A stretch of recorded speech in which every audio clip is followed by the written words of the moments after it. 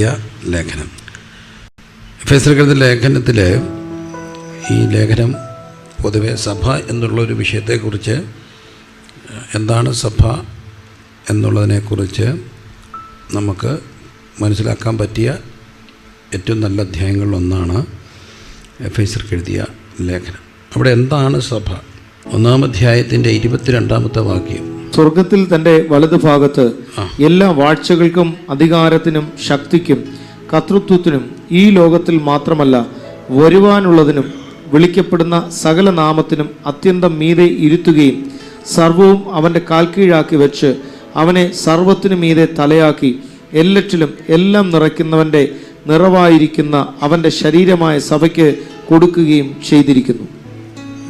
21-ാം അധ്യായത്തിൽ കാണുകയാണ്, സ്വർഗത്തിൽ തൻ്റെ വലത്തുഭാഗത്ത് എല്ലാ വാഴ്ചയ്ക്കും അധികാരത്തിനും ശക്തിക്കും കർത്തൃത്വത്തിനും ഈ ലോകത്തിൽ മാത്രമല്ല വരുവാനുള്ളതിനും വിളിക്കപ്പെടുന്ന സകല നാമത്തിനും അത്യന്തം മീതെ ഇരുത്തുകയും സർവ്വെ അവൻ്റെ കാൽ കീഴാക്കി വെച്ച് അവനെ സർവത്തിനും മീതെ തലയാക്കി എല്ലാറ്റിലും എല്ലാം നിറയ്ക്കുന്നവൻ്റെ നിറവായിരിക്കുന്ന അവൻ്റെ ശരീരമായ സഭയ്ക്ക് കൊടുക്കുകയും ചെയ്തിരിക്കുന്നു.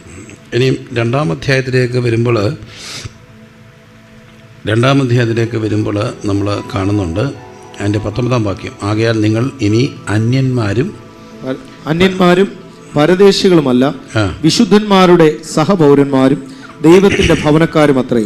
അന്യന്മാരും പരദേശികളുമല്ല വിശുദ്ധന്മാരുടെ സഹപൗരന്മാരും ദൈവത്തിന്റെ ഭവനക്കാരുമായിരിക്കും. 20-ാം വാക്യം, ക്രിസ്തുയേശു തന്നെ മൂലക്കല്ലായിരിക്കെ നിങ്ങളെ അപ്പോസ്തലന്മാരും പ്രവാചകന്മാരും എന്ന അടിസ്ഥാനത്തിന്മേൽ പണിതിരിക്കുന്നു. ക്രിസ്തുയേശു തന്നെ മൂലക്കല്ലായിരിക്കെ നിങ്ങളെ അപ്പോസ്തലന്മാരും പ്രവാചകന്മാരും എന്ന അടിസ്ഥാനത്തിന്മേൽ പണിതിരിക്കുന്നു.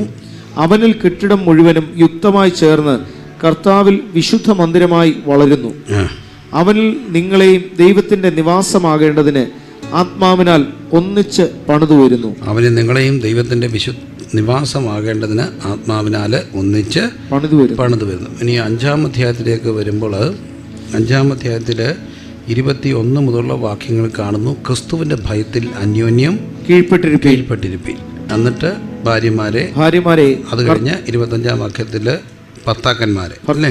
ഇനി 29-ാം വാക്യം, ആരും തന്റെ ജഡത്തെ ഒരു നാളും പകച്ചിട്ടില്ലല്ലോ, ക്രിസ്തുവും സഭയെ ചെയ്യുന്നത് പോലെ അതിനെ പോറ്റി പുലർത്തുകയത്രേ ചെയ്യുന്നത്. ക്രിസ്തു സഭയെ ചെയ്യുന്നത് പോലെ അതിനെ പോറ്റി പുലർത്തുകയത്രേ ചെയ്ത. ഇനി 25-ന്റെ ഭർത്താക്കന്മാരെ, ക്രിസ്തുവും സഭയെ സ്നേഹിച്ചതുപോലെ നിങ്ങളുടെ ഭാര്യമാരെ സ്നേഹിപ്പി. ഇനി 30-ാം വാക്യം, നാം അവന്റെ ശരീരത്തിന്റെ അവയവങ്ങളല്ലോ, അത് നിമിത്തം ഒരു മനുഷ്യൻ അപ്പനെയും അമ്മയും വിട്ട് ഭാര്യയോട് പറ്റിച്ചേരും, ഇരുവരും ഒരു ദേഹമായി തീരും. അത് നിമിത്തം ഒരു മനുഷ്യൻ അപ്പനെയും അമ്മയും വിട്ട് ഭാര്യയോട് പറ്റിച്ചേരും, ഇരുവരും ഒരു ദേഹമായി തീരും. ഈ മർമ്മം വലിയത്. This A great mystery. ഈ മർമ്മം വലിയത്. ഞാൻ ക്രിസ്തുവിനെയും സഭയെയും ഉദ്ദേശിച്ചത്രേ പറയുന്നത്.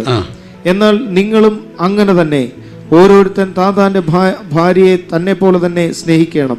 ഭാര്യയോ ഭർത്താവിനെ ഭയപ്പെടേണ്ടതാകുന്നു. ഓക്കെ, അപ്പം ഭാര്യയോ ഭർത്താവിനെ ഭയപ്പെടേണ്ടതാണ്. അപ്പം ഇവിടെ 3 തലങ്ങളിൽ സഭയെക്കുറിച്ച് കാണുന്നുണ്ട്. 1-ാം അധ്യായത്തിൽ കാണുന്നത് സഭയുടെ 3 ഇമേജസ് ആണ് ഇവിടെ കാണുക.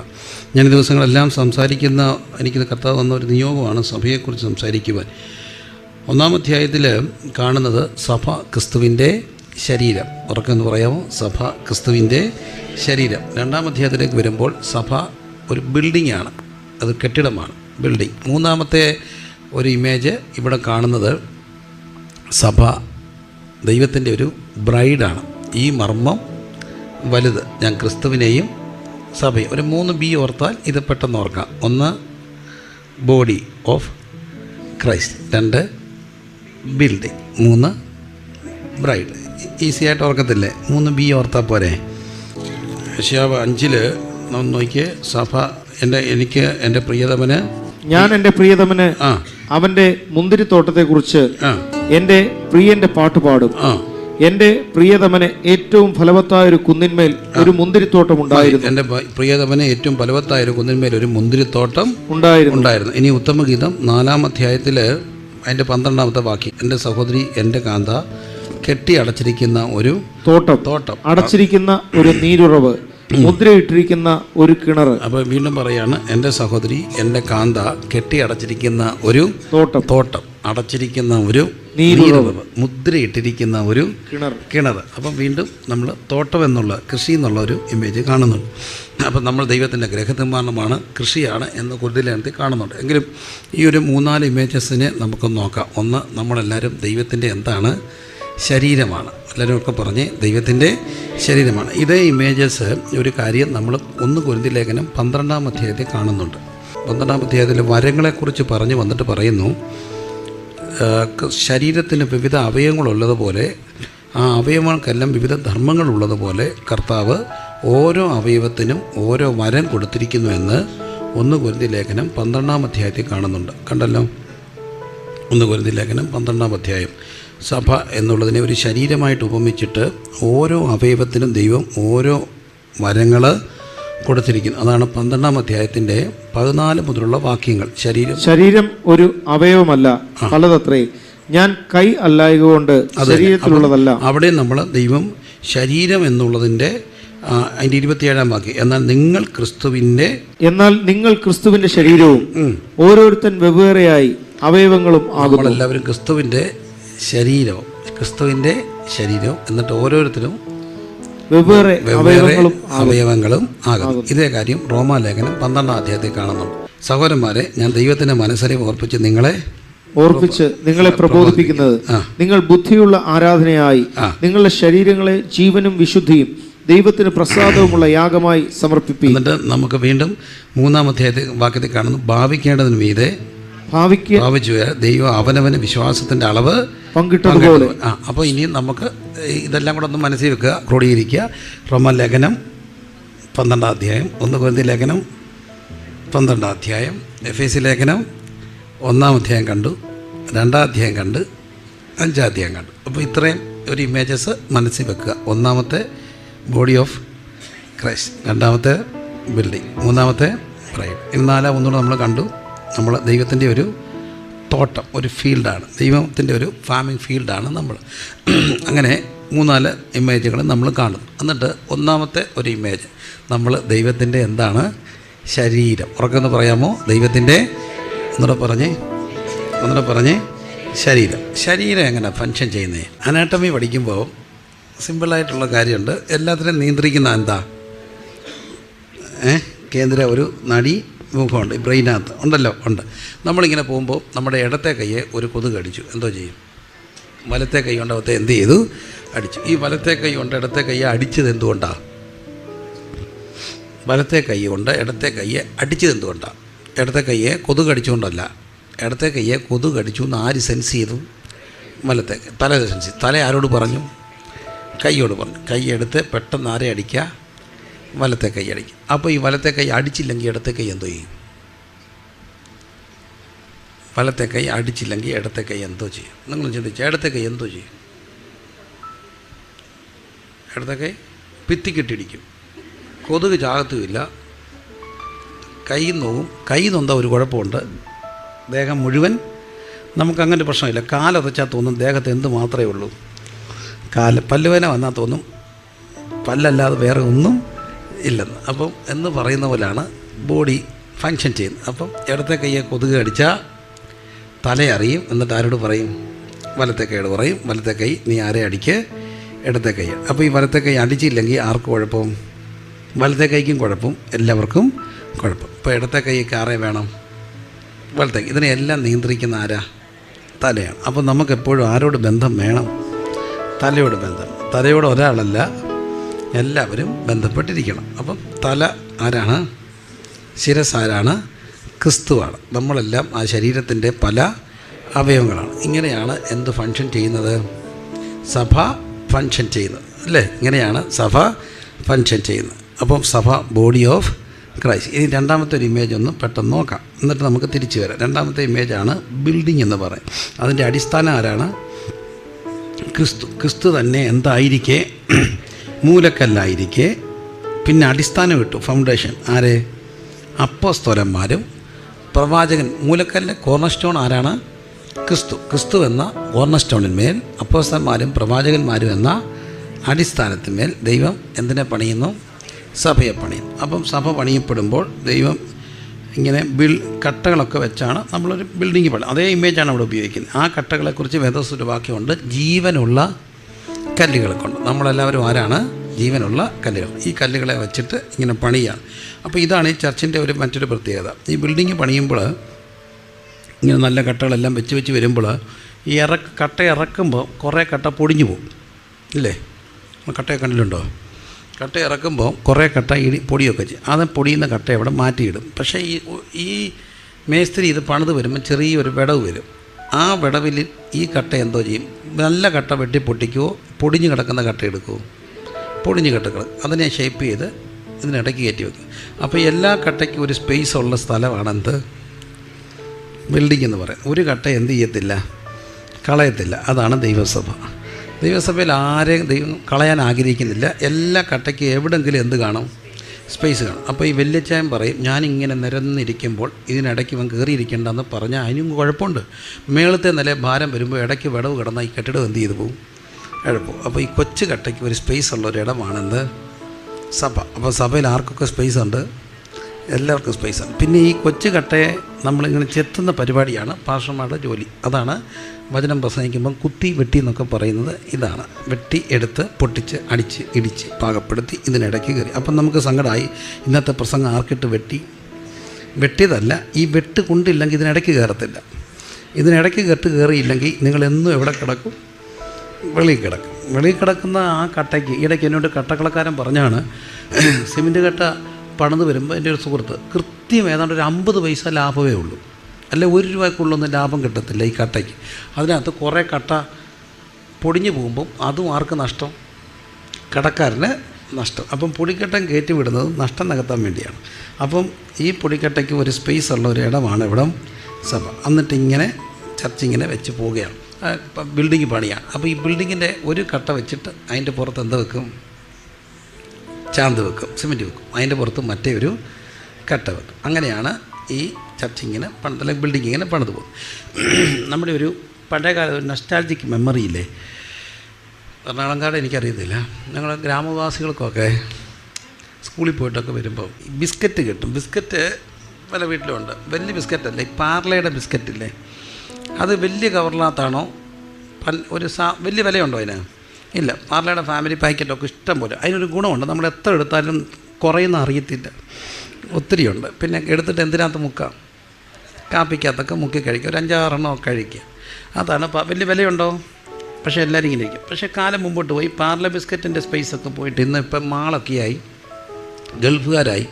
അപ്പം വലിയ ബിസ്ക്കറ്റ് വരാൻ തുടങ്ങി. ആ വലിയ കൂടിയ ബിസ്ക്കറ്റ് അതൊക്കെ വരുന്നത് ഈ പാർലെ കവറിനകത്താണോ പെട്ടിക്കകത്താണോ? ഡെലീഷ്യസ് ഒക്കെ കണ്ടിട്ടില്ല. എന്തിനകത്താണ് വരുന്നത്? ഇരുമ്പ് പെട്ടിക്കകത്താണ്. പക്ഷേ ഇരുമ്പ് പെട്ടിക്ക് 800 രൂപയായിരിക്കും. അതിനകത്ത് 10 എണ്ണേ കാണത്തുള്ളൂ. അപ്പോൾ ഒരെണ്ണത്തിന് 80 രൂപ ആയില്ലേ? 80 എങ്ങനെയാണ് തിന്നുന്നത്? അതിൻ്റെ വില കണക്ക് കൂട്ടിയാൽ നമുക്ക് കഴിക്കാൻ ഒക്കത്തില്ല. പക്ഷേ ഈ ഇരുമ്പ് പെട്ടിക്കകത്തിരിക്കുന്ന ഈ ബിസ്ക്കറ്റിൻ്റെ കുഴപ്പമുണ്ട്, ഇത് ഭയങ്കര പാക്കറ്റൊക്കെയാണ്. പക്ഷേ ഇതൊരു 10 വർഷം അതിനകത്ത് ഇരുന്നാലും തമ്മിൽ ഒട്ടത്തില്ല. എല്ലാ ബിസ്ക്കറ്റിനിടയ്ക്ക് എന്തുകൊണ്ട്? പേപ്പറുണ്ട്. അതാണ് ഈ കുഴപ്പം. എല്ലാ ബിസ്ക്കറ്റും പെട്ടിക്കകത്താണെങ്കിലും ഇടയ്ക്കിടയ്ക്ക് എന്താ വെച്ചേക്കുക? പേപ്പർ വെച്ചേക്കുക. ഞാൻ ഇത് അമേരിക്ക പ്രസംഗിച്ചപ്പോൾ ഒരു കൊച്ചുണ്ട് പറഞ്ഞു, അച്ഛാ പേപ്പറായിരുന്നു സഹിക്കായിരുന്നു, തെർമോക്കോളൊക്കെ കയറ്റി വെച്ചേക്കുക. അപ്പം ഈ പെട്ടിക്കകത്ത് ഇത് ഒട്ടണമെങ്കിൽ എന്താ മാറ്റണം?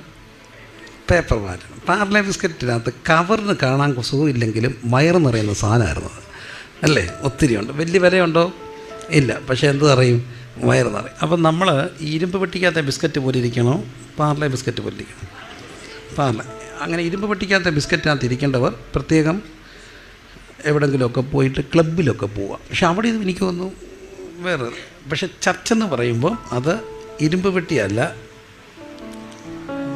അങ്ങനെ ഞാൻ പുതിയ തിയോളജി പറഞ്ഞെന്ന് പറയല്ലേ, ചർച്ച് പാർലെ ബിസ്ക്കറ്റാന്ന് പറഞ്ഞത്. ഞാനത് പറഞ്ഞിട്ട് അത് നമുക്ക് ഇടയ്ക്ക് എന്തോ വെക്കരുത്, പേപ്പർ വെക്കരുത്. കർത്താവിനോടൊന്ന് പ്രാർത്ഥിച്ച്, കർത്താവ് ഇടയ്ക്ക് ഈ പേപ്പറുകൾ വെക്കുന്നതാണ്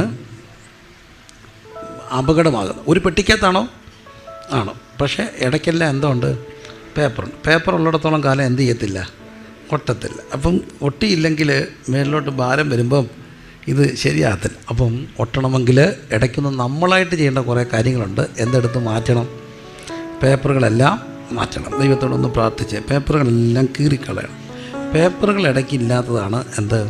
ദൈവസഭ. അകലങ്ങളില്ലാത്ത ഒന്നാണ് ബോഡി ഓഫ് ക്രൈസ്റ്റ് എന്ന് പറയുന്നത്. കർത്താവിനോട് എല്ലാവരും ഒന്ന് പ്രാർത്ഥിച്ച് അകലങ്ങളെല്ലാം മാറാൻ പ്രാർത്ഥിച്ച്.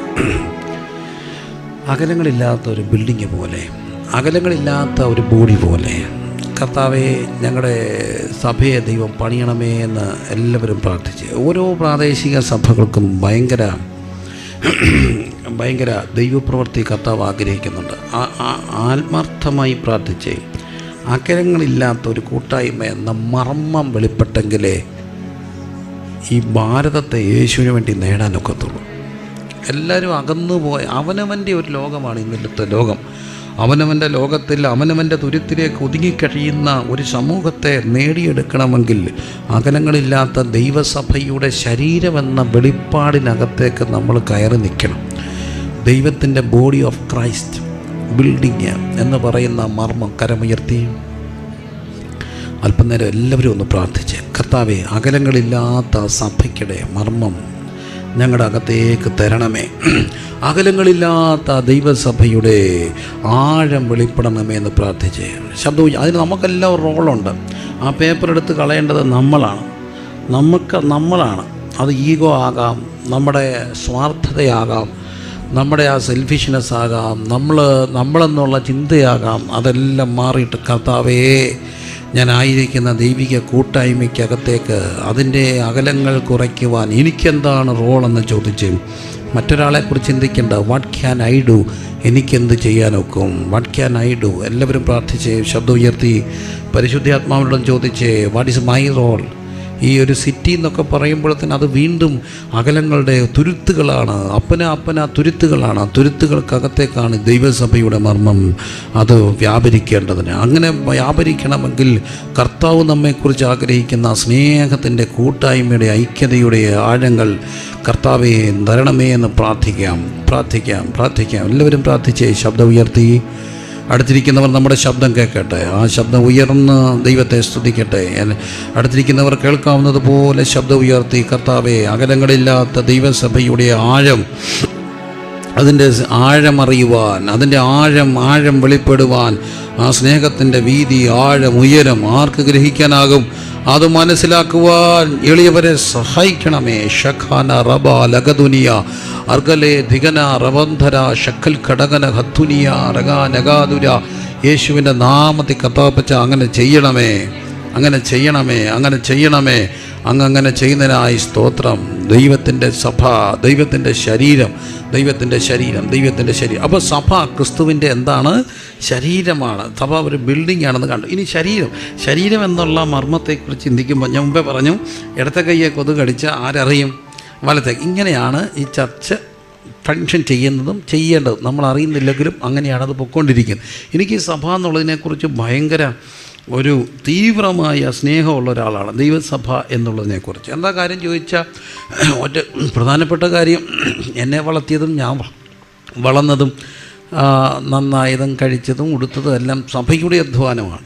എനിക്ക് ഓർമ്മ വെച്ച നാൾ മുതൽ ഞങ്ങൾക്ക് ബിസിനസ്സൊക്കെ വിട്ട് തോട്ടമൊക്കെ പോയി. അതുകൊണ്ട് പിന്നെ എന്നെ വളർത്തിയതെല്ലാം സഭയാണ്. അപ്പോൾ അതുകൊണ്ട് സഭ എന്ന് പറയുന്നത് നമ്മുടെ രക്തവും നമ്മുടെ ജീവനും നമ്മുടെ നാഡി ആണ്. അതാണ് ദൈവസഭ എന്ന് പറയും. കുടുംബ ബന്ധത്തെക്കാട്ടും വലിയൊരു ബന്ധമാണ് ദൈവത്തിൻ്റെ കുടുംബമായ ബോഡി ഓഫ് ക്രൈസ്റ്റ്. കരമുയർത്തി. ആ ശരീരത്തിൻ്റെ ഭാഗമായത് അപമാനമാണോ അഭിമാനമാണോ? അഭിമാനമാണെങ്കിൽ ആ കുടുംബക്കാരെല്ലാം ഒന്ന് കര ഉയർത്തി ഒരുമിച്ചിരുന്ന് അല്പനേരം പ്രാർത്ഥിക്കുന്നതാണ് സഭ എന്ന് പറയുന്നത്. അപ്പോൾ സഭ യോഗമല്ല, കുടുംബയോഗമാണ്. സഭ ഒരു കുടുംബയോഗമായിട്ട് കാണണം. കരമുയർത്തി പ്രാർത്ഥിച്ച് കർത്താവേ ദൈവസഭ ഭയങ്കര മർമ്മമാണ്. ആ മർമ്മത്തിലാണ് കർത്താവ് നമ്മളെ ആക്കി വച്ചിരിക്കുന്നത്. റഖാലബ സദാനന ഷകന അധുനിയ റഗന റിബ ലഗതന. എല്ലാവരും പ്രാർത്ഥിക്കുക, ശബ്ദം ഉയർത്തി പ്രാർത്ഥിച്ച് കർത്താവേ ഈ കുടുംബത്തിന് എനിക്കെന്താണ് യോഗ്യത?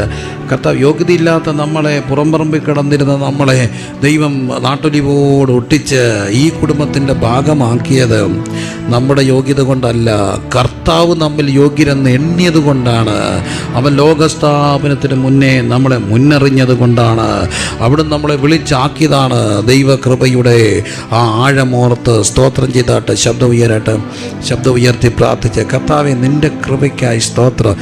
ഞങ്ങളെ ഈ ശരീരത്തിൻ്റെ ഭാഗമാക്കിയതിനായി നന്ദി പറഞ്ഞ് പ്രാർത്ഥിച്ച്, ശരീരം എന്ന ആ വലിയ കൂട്ടായ്മയുടെ ഭാഗമാക്കിയല്ലോ. സ്തോത്രം സ്തോത്രം സ്തോത്രം സ്തോത്രം സ്തോത്രം സ്തോത്രം സ്തോത്രം സ്തോത്രം. ഹല്ലേലൂയാ ഹല്ലേലൂയാ ഹല്ലേലൂയാ ഹല്ലേലൂയാ ഹല്ലേലൂയ. അപ്പോൾ ഈ ശരീരം ഇങ്ങനെയാണ് ഫങ്ഷൻ ചെയ്യുന്നത്. നിയന്ത്രിക്കുന്ന ആരാണ്? ശിരസ്സാണ്. എല്ലാത്തിനും എന്തുണ്ട്? ഓരോ റോളുണ്ട്. എനിക്ക് റോളുണ്ട്, നിങ്ങൾക്ക് റോളുണ്ട്. ഓരോ അവയവത്തിനും എന്തുണ്ട്? റോളുണ്ട്. ഓരോ അവയവം പോയാലേ നമുക്കതിൻ്റെ ബുദ്ധിമുട്ടറിയാം. ചൂണ്ടുവിരൽ പോയാൽ ബുദ്ധിമുട്ടല്ലേ? ആണോ? ഓരോ വിരലും, ഒരു പല്ല് പോയാൽ പോലും എന്താണ്? ബുദ്ധിമുട്ടാണ്. അപ്പോൾ ഓരോ അവയവത്തിനും ഒരു റോള് ഉണ്ട്. ആ റോള് കൊടുത്താണ് ഈ ശരീരം ഇങ്ങനെ ഫങ്ഷൻ ചെയ്തിരിക്കും. അപ്പോൾ ഈ ശരീരത്തെ നമ്മൾ എങ്ങനെയാണ് സൂക്ഷിക്കേണ്ടത്? ഞാൻ അമേരിക്ക വെച്ച് എൻ്റെ ഒരു ചേട്ടൻ്റെ ഭാര്യ, എൻ്റെ ഒരു ചേട്ടത്തി എന്നോടൊരു കാര്യം പറയും. എന്താ ഞങ്ങളിങ്ങനെ സംസാരിച്ചുകൊണ്ടിരുന്നപ്പോൾ ഈ അവിടെ എന്തൊക്കെ ഇങ്ങനെ സംസാരിച്ചപ്പം പറഞ്ഞ ഒരു കാര്യമാണ്. പക്ഷേ എനിക്കത് ഭയങ്കര രസമായിട്ട് തോന്നി. പറഞ്ഞ ഇതാണ്, എൻ്റെ ചേട്ടത്തി അമേരിക്കയുള്ള എൻ്റെ ചേച്ചിയുടെ കൂടെ ജോലി ചെയ്യുന്ന ഒരു മനുഷ്യൻ. ആ മനുഷ്യന് അവിടെ ഇപ്പം അമേരിക്ക എന്നല്ല, ലോകമെമ്പാടുമുള്ള ഒരു ഫാഷനാണ് ചെറുപ്പക്കാരുടെ കൂടുതലും ദേഹം മുഴുവൻ എന്തോ അടിക്കുക? ടാറ്റു അടിക്കുക. ടാറ്റു അടിക്കുന്നതിന് മലയാളത്തിൽ പച്ചകുത്തുക എന്ന് പറയും. ടാറ്റു അടിക്കുക. വേദപുസ്തകത്തിൽ എഴുതിയിട്ടുമുണ്ട് എന്തോ ചെയ്യരുതെന്ന്, പച്ചകുത്ത്. അപ്പം ടാറ്റു ഒക്കെ അടിക്കുകയാണ്. അപ്പോൾ ഇവൻ പോയിട്ട് എന്തോ അടിച്ചെന്നറിയാമോ? 12 ടാറ്റു അടിച്ചു ദേഹത്ത്. മൊത്തം ടാറ്റുവാണ്. ടാറ്റു മൊത്തം ടാറ്റുവാണ്. ഈ ടാറ്റു സാധാരണ കുഴപ്പമൊന്നും വരുന്നത്, പക്ഷേ ഇവന് ഈ അലർജിയായി. ഈ പർട്ടിക്കുലർ പേഴ്സണ് അലർജിയായി. എന്തോ മഷിയുടെ പ്രശ്നമായിട്ട് വന്നിട്ട് അലർജിയായിട്ട് ദേഹം ഭയങ്കര ഇച്ചിങ്ങായി. മൊത്തം ചൊറിച്ചിലാണ്. 12 ടാറ്റുവും ചൊറിയാൻ തുടങ്ങി. അപ്പോൾ ഇവൻ പോയിട്ട് ഡോക്ടറെ കണ്ടു. പിന്നെ ഈ ടാറ്റു അടിച്ചാൽ മാറ്റാനൊക്കത്തില്ല. Once it is imprinted forever. പിന്നെ ഒരു കാര്യം ചെയ്യാനൊക്കും, ലേസർ തെറാപ്പി ചെയ്യണം. ലേസർ തെറാപ്പി ചെയ്യാൻ വേണ്ടി ഇവനെ ഡോക്ടറെ കണ്ടു. അപ്പോൾ ലേസർ തെറാപ്പിക്ക് ഭയങ്കര കോസ്റ്റ്ലി ആയതുകൊണ്ട് ലേസർ തെറാപ്പിക്ക് വേണ്ടി ചെന്ന് അതിൻ്റെ കൊട്ടേഷൻ എല്ലാം മേടിച്ചു. അതിൻ്റെ എത്ര ആകുമെന്നെല്ലാം തിരക്കി എല്ലാം മേടിച്ച് കഴിഞ്ഞപ്പോൾ ഇനി ലേസർ തെറാപ്പി ചെയ്യണം, ഇത്രയും പൈസ വേണ്ടേ? അമേരിക്ക ഒരു പ്രത്യേകതയുണ്ട്, ഇൻഷുറൻസ് ഉണ്ടെങ്കിൽ പലതും എന്തിപ്പോക്കോളും? ഇൻഷുറൻസ് എപ്പോഴും. അപ്പോൾ ഇവൻ ഇൻഷുറൻസ് കവറേജിന് വേണ്ടി ഇത് കൊടുത്തു. അപ്പോൾ ഇൻഷുറൻസ് കമ്പനി തിരിച്ച് കത്തയച്ചു, ടാറ്റു അടിച്ചത് ഞങ്ങളുടെ കുറ്റമല്ല. ആരുടെ കുറ്റം? നിൻ്റെ കുറ്റമാണ്. ടാറ്റു അടിച്ചതിന് എന്തില്ല? ഇൻഷുറൻസ് ഇല്ല. അപ്പോൾ ഇവൻ കൊണ്ട് കമ്പനി കേസ് കൊടുത്തു. കമ്പനിക്കെതിരെ എന്തിന് കിട്ടണം? ഇൻഷുറൻസ് കിട്ടണം. ഏതായാലും കമ്പനി വിധിച്ചു, ടാറ്റുവിന് എന്തോ ഇല്ല, ഇൻഷുറൻസ് ഇല്ല. ആക്സിഡൻറ്റ് കൊടുക്കാം, അറ്റാക്കിന് കൊടുക്കാം, ക്യാൻസറിന് കൊടുക്കാം. Tattoo is not a medical reason. അതുകൊണ്ട് ഇതിനെന്തോ ഇല്ല, ഇൻഷുറൻസ് ഇല്ല. പിന്നെ ഇവന് ഇൻഷുറൻസ് ഇല്ലെന്ന് പറഞ്ഞുകൊണ്ട് ചൊറിച്ചിൽ മാറത്തില്ലല്ലോ. ചൊറിച്ചിൽ നിൽക്കുന്നുമില്ല, ഇൻഷുറൻസ് കിട്ടുന്നില്ല. അവസാനം അവൻ പോയിട്ട് അവനെ ഏറ്റവും അധികം ബുദ്ധിമുട്ടിപ്പിച്ച 2 ടാറ്റു സ്വന്തം കയ്യിൽ നിന്ന് പോക്കറ്റിൽ നിന്ന് കാശ് കൊടുത്ത് മാറ്റി. ഇതുപോലാണ് ദൈവസഭയിൽ എന്തോ അടിക്കരുത്. ദൈവസഭയ്ക്ക് ആരും എന്തോ അടിക്കരുത്, ടാറ്റു അടിക്കുക. ടാറ്റു അടിച്ചാൽ എന്തോ കിട്ടത്തില്ല. ടാറ്റു അടിക്കുന്നവൻ എന്തോ കിട്ടത്തില്ല, ഇൻഷുറൻസ് കിട്ടത്തില്ല. ബാക്കി എല്ലാത്തിനും എന്തോ കിട്ടും? നിങ്ങളറിയാമോ, നമ്മൾ ഈ വേലയിൽ നിന്ന് ചത്തുപോയാൽ എന്തോ കിട്ടും? പറ. ഒന്നും പറ്റത്തില്ല മക്കൾക്ക്. നമ്മളെന്നുള്ളതിനെക്കാട്ടി നല്ലതുപോലെ പിള്ളേർ പോവും. അതിനെ പേടിയുണ്ടോ? അതൊക്കെ മൗനമായിപ്പോയില്ല പെട്ടെന്ന്. നമ്മുടെ തോന്നലാണ് നമ്മൾ വേലയിൽ നിന്ന് മരിച്ചാൽ നമ്മുടെ മക്കൾക്ക് ഒന്നും പറ്റത്തില്ല. ബാലസിംഹങ്ങൾ ഇര കിട്ടാതെ വിശന്നിരിക്കും. യഹോവയെ അന്വേഷിക്കുന്നവർക്കോ ഒരു നീതിമാൻ്റെ സന്തതി അപ്പം ഇറക്കുന്നത് ഞാൻ എന്ത് ചെയ്തിട്ടില്ല, കണ്ടിട്ടില്ല. അതെന്തുകൊണ്ടാണ്? അതെന്താ? ദൈവത്തിൻ്റെ എന്താ? ഇൻഷുറൻസാണ്. ആർക്ക്? മക്കൾക്കുള്ള കവറേജാണ്. നീതിമാൻ്റെ സന്തതി അപ്പം ഇറക്കാൻ ദൈവം അനുവദിക്കും. അപ്പോൾ ഇതിനകത്ത് എന്തോ ഉണ്ട്, ഇൻഷുറൻസ് ഉണ്ട്. ആ ഇൻഷുറൻസ് വലിയൊരു ഇൻഷുറൻസാണ്. അപ്പോൾ ഒരു കാര്യം പ്രത്യേകം ഓർക്കുക, പക്ഷേ ഈ ദൈവസഭയെ ടാറ്റു അടിക്കുന്നവന് എന്തോ ഇല്ല, ഇൻഷുറൻസ് കിട്ടുന്നത്. അതുകൊണ്ട് ദൈവത്തെ ഓർത്ത് ആരും ദൈവസഭയ്ക്കൊരു ദോഷം ചെയ്യരുത്. ഇന്നെല്ലാവരും അങ്ങ് ടാറ്റു അടിക്കുക. എവിടെ കയറി ടാറ്റു അടിക്കുന്നറിയാമോ? ശരീരം എന്ന സഭയ്ക്കെതിരെ സൈബർ സെല്ലിൽ കയറി അങ്ങ് ടാറ്റു അടിക്കും. എല്ലാവരും ടാറ്റു അടിക്കുന്ന എവിടാ? സൈബർ ചുവരുകളിൽ അങ്ങ് ടാറ്റു അടിച്ച് മിടുക്കരാകുക. സൈബർ ചുവരുകളിൽ ടാറ്റു അടിച്ച് മിടുക്കുന്നവരോട് കയ്യും കുപ്പി ഒരു അപേക്ഷയുണ്ട്. ഒരു കാര്യം ഓർത്തോണേ, ഇതിനെന്തോ ഇല്ല, ഇൻഷുറൻസ് കിട്ടത്തില്ല. പക്ഷേ ഈ വേലയിൽ നിന്ന് മരിച്ചാൽ, ഈ വേലയ്ക്ക് വേണ്ടി ചുമല് കൊടുത്ത ഈ ശരീരത്തെ എൻ്റെ ശരീരം പോലെ പകയ്ക്കാതെ സൂക്ഷിച്ചാൽ എന്ത് കുറവ് വന്നാലും സൂക്ഷിക്കുന്നൊരു ദൈവമുണ്ട്. എന്ത് അപകടം വന്നാലും കരുതുന്ന ഒരു ദൈവമുണ്ട്. കർത്താവിനെ എല്ലാവരും സ്തുതിച്ചേ. ആരും തൻ്റെ ജഡത്തെ, എന്തൊരു വാക്യം നോക്കി, ആരും തൻ്റെ ജഡത്തെ ഒരു നാളും പകച്ചിട്ടില്ല. ക്രിസ്തു സഭയെ ചെയ്യുന്നത് പോലെ അതിനെ പോറ്റി. അപ്പം നമുക്കൊരു റോളുണ്ടോ? ഉണ്ടോ? ഉണ്ടെങ്കിൽ എല്ലാവരും ഒന്ന് പ്രാർത്ഥിച്ചേ. കർത്താവെ, എൻ്റെ ഈ സഭ എന്ന ശരീരത്തിന് കേടുവരാതെ സൂക്ഷിക്കേണ്ടത് എൻ്റെ കൂടെ ഉത്തരവാദിത്തമല്ലേ? നമുക്കതിനകത്ത് റോളില്ലേ? ഞാൻ സഭ എന്ന് ഉദ്ദേശിക്കുന്നത് ദൈവം രക്ഷിക്കപ്പെട്ട ലോക്കൽ സഭകൾ അതിൻ്റെ ഒരു വിസിബിൾ ഒരു ബോഡിയാണ്. അപ്പം തന്നെ അദൃശ്യമായ വലിയൊരു ബോഡി ലോകമെമ്പാടുമുണ്ട്. വലിയൊരു ബോഡി, അത് നാനാജാതി മതസ്ഥർ പോലും ഉണ്ട്. എങ്ങനെയാണെന്നറിയാമോ? യേശുവുമായിട്ട് ബന്ധമുള്ള ഒത്തിരി പേരുണ്ട്. അവരെല്ലാം ഈ ഒരു തരത്തിൽ, അതുകൊണ്ടാണ് ഈ തൊഴുത്തിപ്പെടാത്ത ഒത്തിരി ആടുകൾ എന്നൊക്കെ പറയുന്ന പോലെ കർത്താവിനെ സ്നേഹിക്കുന്ന, കർത്താവുമായിട്ട് ഉറ്റ ബന്ധം പുലർത്തുന്ന ആയിരങ്ങൾ സാർവദേശികമായിട്ടുണ്ട്. എന്നാൽ അതിനെല്ലാം ഉള്ളപ്പം തന്നെ ദൈവത്തിന് പ്രത്യേക സ്നേഹമുള്ള ദൈവത്തിൻ്റെ സഭ എന്ന ശരീരമുണ്ട്. ആ സഭ അത് വിളിക്കപ്പെട്ടവരുടെ കൂട്ടമാണ്. ആ സഭയ്ക്ക് ഞാൻ മുഖാന്തരം, എൻ്റെ കുടുംബം മുഖാന്തരം ഒരു കേട് വരാൻ ഇടയാകല്ലേ എന്ന് എത്ര പേര് പ്രാർത്ഥിക്കും? അല്ല, ശരിക്കും പ്രാർത്ഥിക്കേണ്ട വിഷയം. ഞാൻ മുഖാന്തരമോ, എൻ്റെ വീട് മുഖാന്തരമോ, എൻ്റെ മക്കൾ മുഖാന്തരമോ, കർത്താവേ, ഈ സഭയ്ക്ക് ഒരു ടാറ്റു പോലും വരല്ലേ, ഒരു സ്ക്രാച്ച് പോലും വരാതെ എന്നെ സൂക്ഷിക്കണമെന്ന് ഹൃദയംഗമായിട്ട് എത്ര പേര് പ്രാർത്ഥിക്കും? ഒരു പോറൽ പോലും വരാതെ സൂക്ഷിക്കേണ്ട ഒന്നാണ് ദൈവത്തിൻ്റെ സഭ എന്ന മർമ്മം. എനിക്ക് ഭയങ്കര സങ്കടമാണ്. കർത്താവെ, ടാറ്റു അടിക്കുമ്പോൾ ഓർത്തോണം, അതൊക്കെ തമ്പുരാൻ കാലകാലങ്ങളിൽ തൻ്റെ രക്തം കൊണ്ട് അതങ്ങ് കഴുകിക്കളയ്ക്കണം. പക്ഷേ അടിച്ചവനോടുള്ള ഉത്തരവാദിത്വം അവൻ തന്നെ എടുക്കേണ്ടി വരും, അവൾ തന്നെ എടുക്കേണ്ടി വരും. അതുകൊണ്ട് നമ്മൾ വളരെ സൂക്ഷിച്ച് വേണം ദൈവസഭയെ സൂക്ഷിക്കുവാൻ. ആരും തൻ്റെ ജഡത്തെ ഒരു നാളും പകച്ചിട്ടില്ല. ഉറക്കെ പറഞ്ഞേ, ആരും തൻ്റെ ജഡത്തെ ഒരു നാളും പകച്ചു. അപ്പോൾ സഭ എന്താണ്? ക്രിസ്തുവിൻ്റെ ശരീരമാണ്. ഈ ശരീരത്തിന് ദൈവം ഓരോ അവയവങ്ങളെ കൊടുത്തിട്ട് ആ അവയവങ്ങൾക്കെല്ലാം ഓരോ ധർമ്മങ്ങളെ കൊടുത്തു. അതാണ് 12-ാം അധ്യായം, അതാണ് റോമാലേഖനം 12-ാം അധ്യായവും കൊരിന്ത്യർക്കെഴുതിയ ലേഖനം 12-ാം അധ്യായം. സഭ ക്രിസ്തുവിൻ്റെ എന്താണ്? ശരീരമാണ്. എന്നിട്ട് തമ്പുരാൻ അതിൻ്റെ ശിരസാണ്. ആ ശിരസ് ഓരോ അവയവങ്ങൾക്ക് എന്ത് കൊടുത്തു? പരിശുദ്ധാത്മാവിനെ കൊടുത്തു. പരിശുദ്ധാത്മാവിനെ കൊടുത്തിട്ട് പരിശുദ്ധാത്മാവിന് 2 കാര്യങ്ങളുണ്ട്. ഒന്ന് വരങ്ങളുണ്ട്, 2 ഫലമുണ്ട്. ഒന്ന് പറഞ്ഞേ, വരങ്ങളുണ്ട്, ഫലമുണ്ട്. ഒന്നുകൂടെ പറഞ്ഞേ, വരങ്ങളുണ്ട്, ഫലമുണ്ട്. എന്താണ് ഫലം? അത് ഒരു പക്ഷിയുടെ 2 ചിറക് പോലാണ്. ഒന്ന് ഫലമാണ്. ഫലം എന്താണ്? ആത്മാവിൻ്റെ ഫലമോ സ്നേഹം, സന്തോഷം, സമാധാനം, ദീർഘക്ഷമ, ദയ, പരോപകാരം, വിശ്വസ്തത, സൗമ്യത, ഇന്ദ്രിയജനം. എത്ര അധ്യായം? ഏത് ലേഖനത്തിലാണ്? ഗലാത്യർക്ക് എഴുതിയ ലേഖനത്തിൽ കാണുന്നു. ആത്മാവിൻ്റെ ഫലമോ സ്നേഹം, സന്തോഷം, സമാധാനം, ദീർഘക്ഷമ, ദയ, പരോപകാരം, വിശ്വസ്തത, സൗമ്യത, ഇന്ദ്രിയജനം. ഇനി ആത്മാവിന് എന്തുണ്ട്? വരങ്ങളുണ്ട്. ബലം ഒന്നേ ഉള്ളൂ, അതിനകത്ത് ഇതെല്ലാം ഉണ്ട്. സ്നേഹം, സന്തോഷം, സമാധാനം, ദീർഘക്ഷമ, ദയ, പരോപകാരം, വിശ്വസ്തത, സൗമ്യത, ഇന്ദ്രിയജനം. ഇനിയും കർത്താവ് ആത്മാവിന് എന്തുണ്ട്? വരങ്ങളുണ്ട്. വരങ്ങളെ വിവിധ നിരങ്ങളിൽ ക്ലാസിഫൈ ചെയ്യാം. ഒരാൾക്ക് ജ്ഞാനത്തിൻ്റെ ഭാഷകളുടെ വ്യാഖ്യാനം, പ്രവചനം. ഇതൊരു ഭാഷകളുടെ വരമാണ്. ഭാഷകളുടെ വരമുണ്ട്. ജ്ഞാനം, പരിജ്ഞാനം, വിവേചനമുണ്ട്. ഇനിയും വീര്യപ്രവൃത്തികളുടെ വരമാണ്. രോഗശാന്തിയുണ്ട്, വീര്യപ്രവൃത്തിയുണ്ട്, വിശ്വാസത്തിൻ്റെ വരമുണ്ട്. അത് കഴിഞ്ഞിട്ട് സഹായവരങ്ങളുണ്ട്.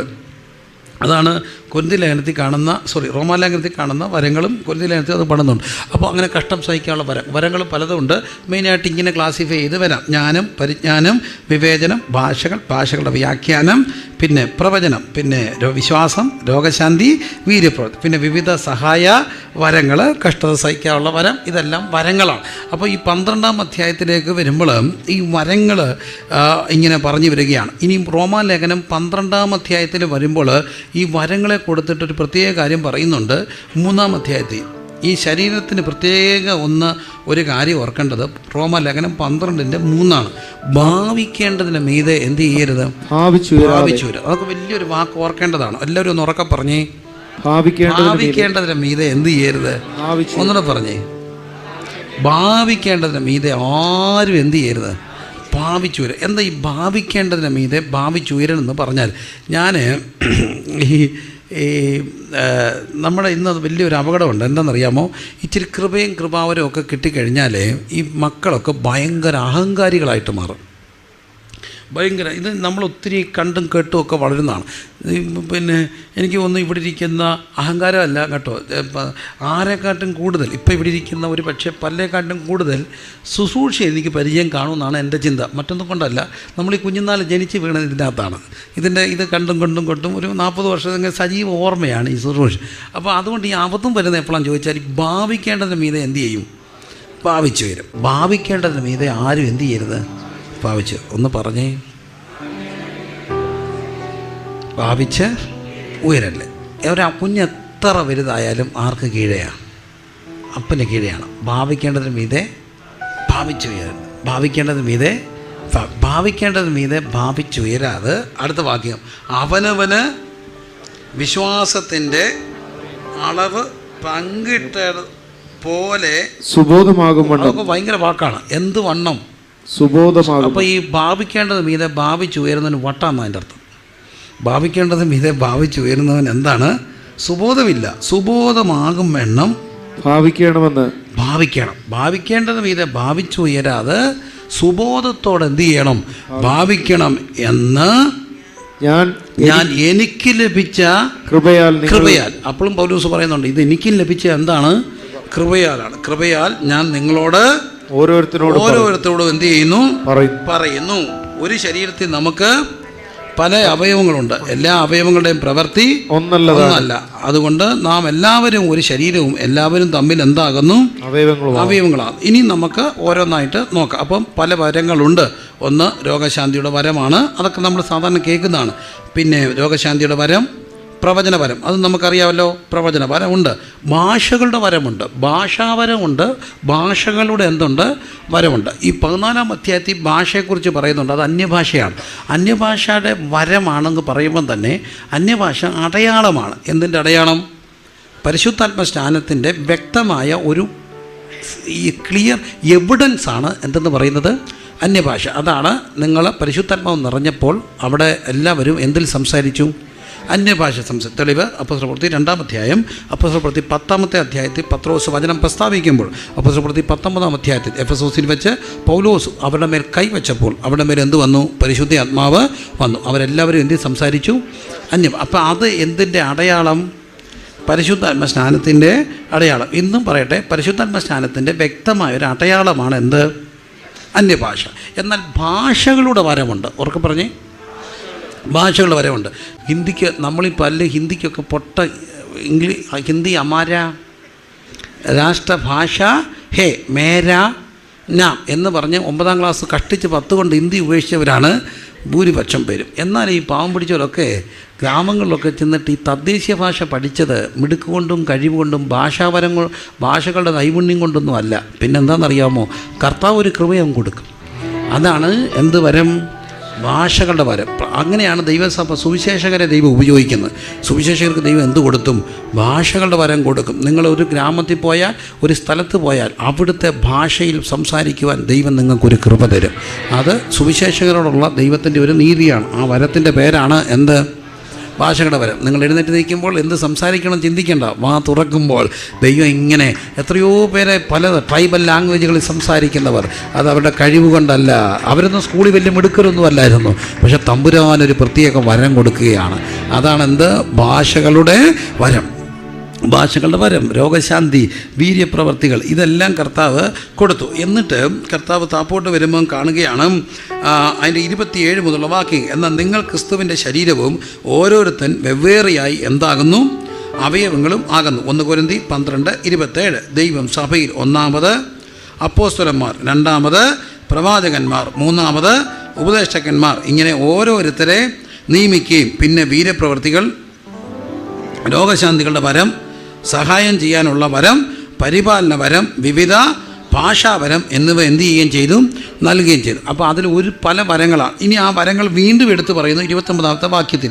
എല്ലാവരും അപ്പോസ്തലന്മാരോ, എല്ലാവരും പ്രവാചകന്മാരോ, എല്ലാവരും ഉപദേഷ്ടകന്മാരോ, എല്ലാവരും വീര്യപ്രവൃത്തികൾ ചെയ്യുന്നവരോ, എല്ലാവർക്കും രോഗശാന്തിക്കുള്ള വരമുണ്ടോ, എല്ലാവരും അന്യഭാഷകളിൽ സംസാരിക്കുന്നുണ്ടോ, എല്ലാവരും വ്യാഖ്യാനിക്കുന്നുണ്ടോ? ശ്രേഷ്ഠ വരത്തെ എന്ത് ചെയ്യണം? വാഞ്ചിപ്പിൻ. ഇനി വീണ്ടും വീര്യപ്രവൃത്തികൾ പറയുകയാണ്. ഇനി വീണ്ടും വീര്യപ്രവൃത്തികളെ കുറിച്ച് പറയുമ്പോൾ നമ്മൾ ശ്രദ്ധിച്ചോണം. അവിടെ ഇവിടെ 2 വരങ്ങൾ എടുത്തു പറയുന്നില്ല. അതായത് 28 പറയുന്ന വരങ്ങൾ 29 എടുത്തു പറയുന്നില്ല. 2 വരങ്ങൾ ഏതൊക്കെയാണെന്ന് നോക്കാമോ? ഒന്ന്, വീരപ്രവൃത്തി എല്ലാം പറയുന്നുണ്ട്, രോഗശാന്തി പറയുന്നുണ്ട്. പക്ഷേ സഹായം ചെയ്യാനുള്ള വരവും പരിപാലന വരവും എന്ത് ചെയ്യുന്നില്ല, പറയുന്നില്ല. അപ്പോൾ ഈ ദൈവസഭ എന്ന ശരീരം ഓരോരുത്തർക്ക് ദൈവം എന്ത് കൊടുത്തു? വിവിധ വരങ്ങളെ കൊടുത്തു. ഈ വിവിധ വരങ്ങളിൽ പല വരങ്ങളുണ്ട്. അതാണ് ഭാഷകളുടെ വരം, ജ്ഞാനത്തിൻ്റെ വരം, പരിജ്ഞാനത്തിൻ്റെ വരം, വിവേചനം, വ്യാഖ്യാനം, പ്രവചനം, വിശ്വാസം, ഇതെല്ലാം ദൈവം കൊടുത്തു. എന്നാൽ ദൈവം പ്രത്യേകമായിട്ട് കൊടുക്കുന്ന 1-2 വരങ്ങളിലൊന്നാണ് പരിപാലന വരം. എല്ലാവരും ഒന്ന് പറഞ്ഞേ, എന്താണ് പരിപാലന വരം? അഡ്മിനിസ്ട്രേഷനാണ് പരിപാലന വരം. ഈ പരിപാലനം എന്ന് പറയുമ്പോൾ അത് എളുപ്പമുള്ളൊരു കാര്യമാണ്. അത് അല്ല, വളരെ ബുദ്ധിമുട്ടുള്ളൊരു കാര്യമാണ്. എന്താണ് ഈ പരിപാലനം എന്ന് പറഞ്ഞ് ഞാൻ മനസ്സിലാക്കിയ ഒരു കാര്യം പറയാം. എന്നോട് ഒരു പയ്യനെ, അവന് ഈ ലോങ് ഡ്രൈവ് ബസ് ഓടിക്കുന്ന ഒരാളാണ്, സൂപ്പർ ഫാസ്റ്റ്, ഈ തിരുവനന്തപുരത്ത് നിന്നൊക്കെ എടുത്തിട്ട് അങ്ങനെ ലോങ് മലബാറിലൊക്കെ കൊണ്ടുപോകുന്നില്ല, രാത്രിയായിരിക്കും ഇത് ഓടുന്നത്. അപ്പോൾ ഈ കൊച്ചൻ എന്നോടൊരു കാര്യം പറയും. പക്ഷേ എനിക്കതൊരു ദൂതമായിട്ട് മനസ്സിലായി. എന്താ കാര്യം എന്നറിയാമോ? അവരും പറഞ്ഞു തന്നത്, ഇവർ ഈ വണ്ടി എടുത്തുകൊണ്ട് തിരുവനന്തപുരത്തു നിന്ന് ഭയങ്കര എന്നെ ചിക്കുടി ഇങ്ങനെ പോകുമ്പോൾ ഇവർക്ക് ഉറക്കം വരും. മനുഷ്യരല്ലേ, പല വണ്ടിയിലും ഒറ്റ ഡ്രൈവറല്ലേ ഉള്ളൂ. വണ്ടി ഉറക്കം വരുമ്പോൾ എവിടെയെങ്കിലും പ്രൈവറ്റ് വണ്ടിയാണെങ്കിൽ നമുക്ക് മാറ്റിയിട്ടിട്ട് സുഖമായിട്ട് എന്ത് ചെയ്യാം, ഉറങ്ങാം. പക്ഷേ ഇത്ര യാത്രക്കാരെ കൊണ്ട് ഉറങ്ങാൻ ഒക്കുമോ? ഉറങ്ങത്തില്ല. യാത്രക്കാരെ രാവിലെ കൊണ്ട് എത്തിക്കണ്ടേ? അപ്പോൾ ഈ ഉറക്കം വരുമ്പോൾ എന്തോ ചെയ്യും, ഇവർക്കൊരു ട്രെയിനിങ് കൊടുക്കുമെന്ന്.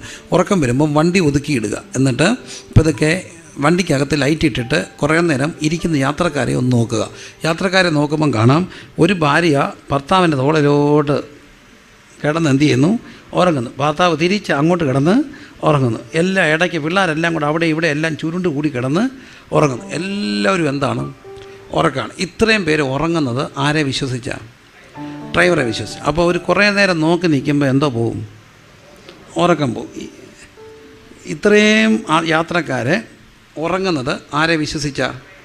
ഡ്രൈവറെ വിശ്വസിച്ച. അപ്പോൾ ഈ ഇവരെ നോക്കിയാൽ ഡ്രൈവറുടെ എന്തോ പോവും, ഉറക്കം പോവും. ഇതാണ് പാസ്റ്ററെന്ന് എന്നോട് ഡ്രൈവർ പറഞ്ഞു. കാരണം ഇത്രയും പേര് ഉറങ്ങുന്നത് ആരെ വിശ്വസിച്ച? പാസ്റ്റർ. അപ്പോൾ പാസ്റ്റർക്കുള്ള ബേസിക് ക്വാളിറ്റി എന്തായിരിക്കും? ഉറക്കം കുറവായിരിക്കും. അപ്പോൾ ആരെങ്കിലും പാസ്സാകാൻ ആഗ്രഹിക്കുകയാണെങ്കിൽ ആദ്യം ഉറക്കം മാറ്റിയിട്ട് എന്താവും, പാസ്സാ. സുഖമായിട്ട് കിടന്ന് ഉറങ്ങേണ്ടവരാരും എന്താകരുത്, പാസ്സാകരുത്. നിങ്ങൾക്കൊരു ധാരണയുണ്ട്, പാസ്റ്റർമാർ സുഖമായിട്ട് നടക്കുകയാണ്. അതാണ് നമ്മുടെ തെറ്റിദ്ധാരണ. പല പാസ്റ്റർമാർക്കും എന്തോ ഇല്ല, ഉറക്കമില്ല. അപ്പോൾ എല്ലാവരും പറഞ്ഞു, ഇപ്പോഴും ഇത്രയും പ്രശ്നം. ഞാൻ ഇപ്പോൾ ഇവിടെ വന്നിരിക്കുമ്പോൾ തന്നെ പലരും ഉറങ്ങുന്നത് ഞാൻ കണ്ട. നിങ്ങൾ ഇവിടെ ഇരിക്കും, പിന്നെ ഞാൻ എഴുന്നേറ്റ് ഇന്ന് പിന്നെ ഞാൻ ഇപ്പോട്ടും പറയുന്നില്ല, പ്രായമുള്ളവർ നിങ്ങൾ പല ഉറങ്ങാറ്. എന്നിട്ട് ഈ വണ്ടി മറിയാതെ പോകുന്നത് എന്താണെന്നറിയാമോ? നിങ്ങൾ ഉറങ്ങുമ്പോഴും ഉറങ്ങാതിരിക്കുന്ന ഒത്തിരി പേരുള്ളത് കൊണ്ടാണ് ഇന്ന് ഈ സഭ ഇങ്ങനെ മുമ്പോട്ട് പോകുന്നത്. അത് നമ്മൾ മനസ്സിലാക്കണം. നമ്മളെല്ലാവരും കുറ്റം പറയുന്നവരാണ്. പക്ഷേ ഞാൻ ഈ യാത്രയിൽ ഒത്തിരി ഇടത്ത് പോയി, എൻ്റെ കൊച്ചായുസിൽ ഒത്തിരി പാസ്റ്റർ ചങ്കുപൊട്ടി ഞാൻ പറയും. ഞാൻ ഒത്തിരി ഇടത്ത് താമസിച്ചപ്പോൾ അർദ്ധരാത്രി ഭയങ്കര നിലവിളി കേൾക്കാം.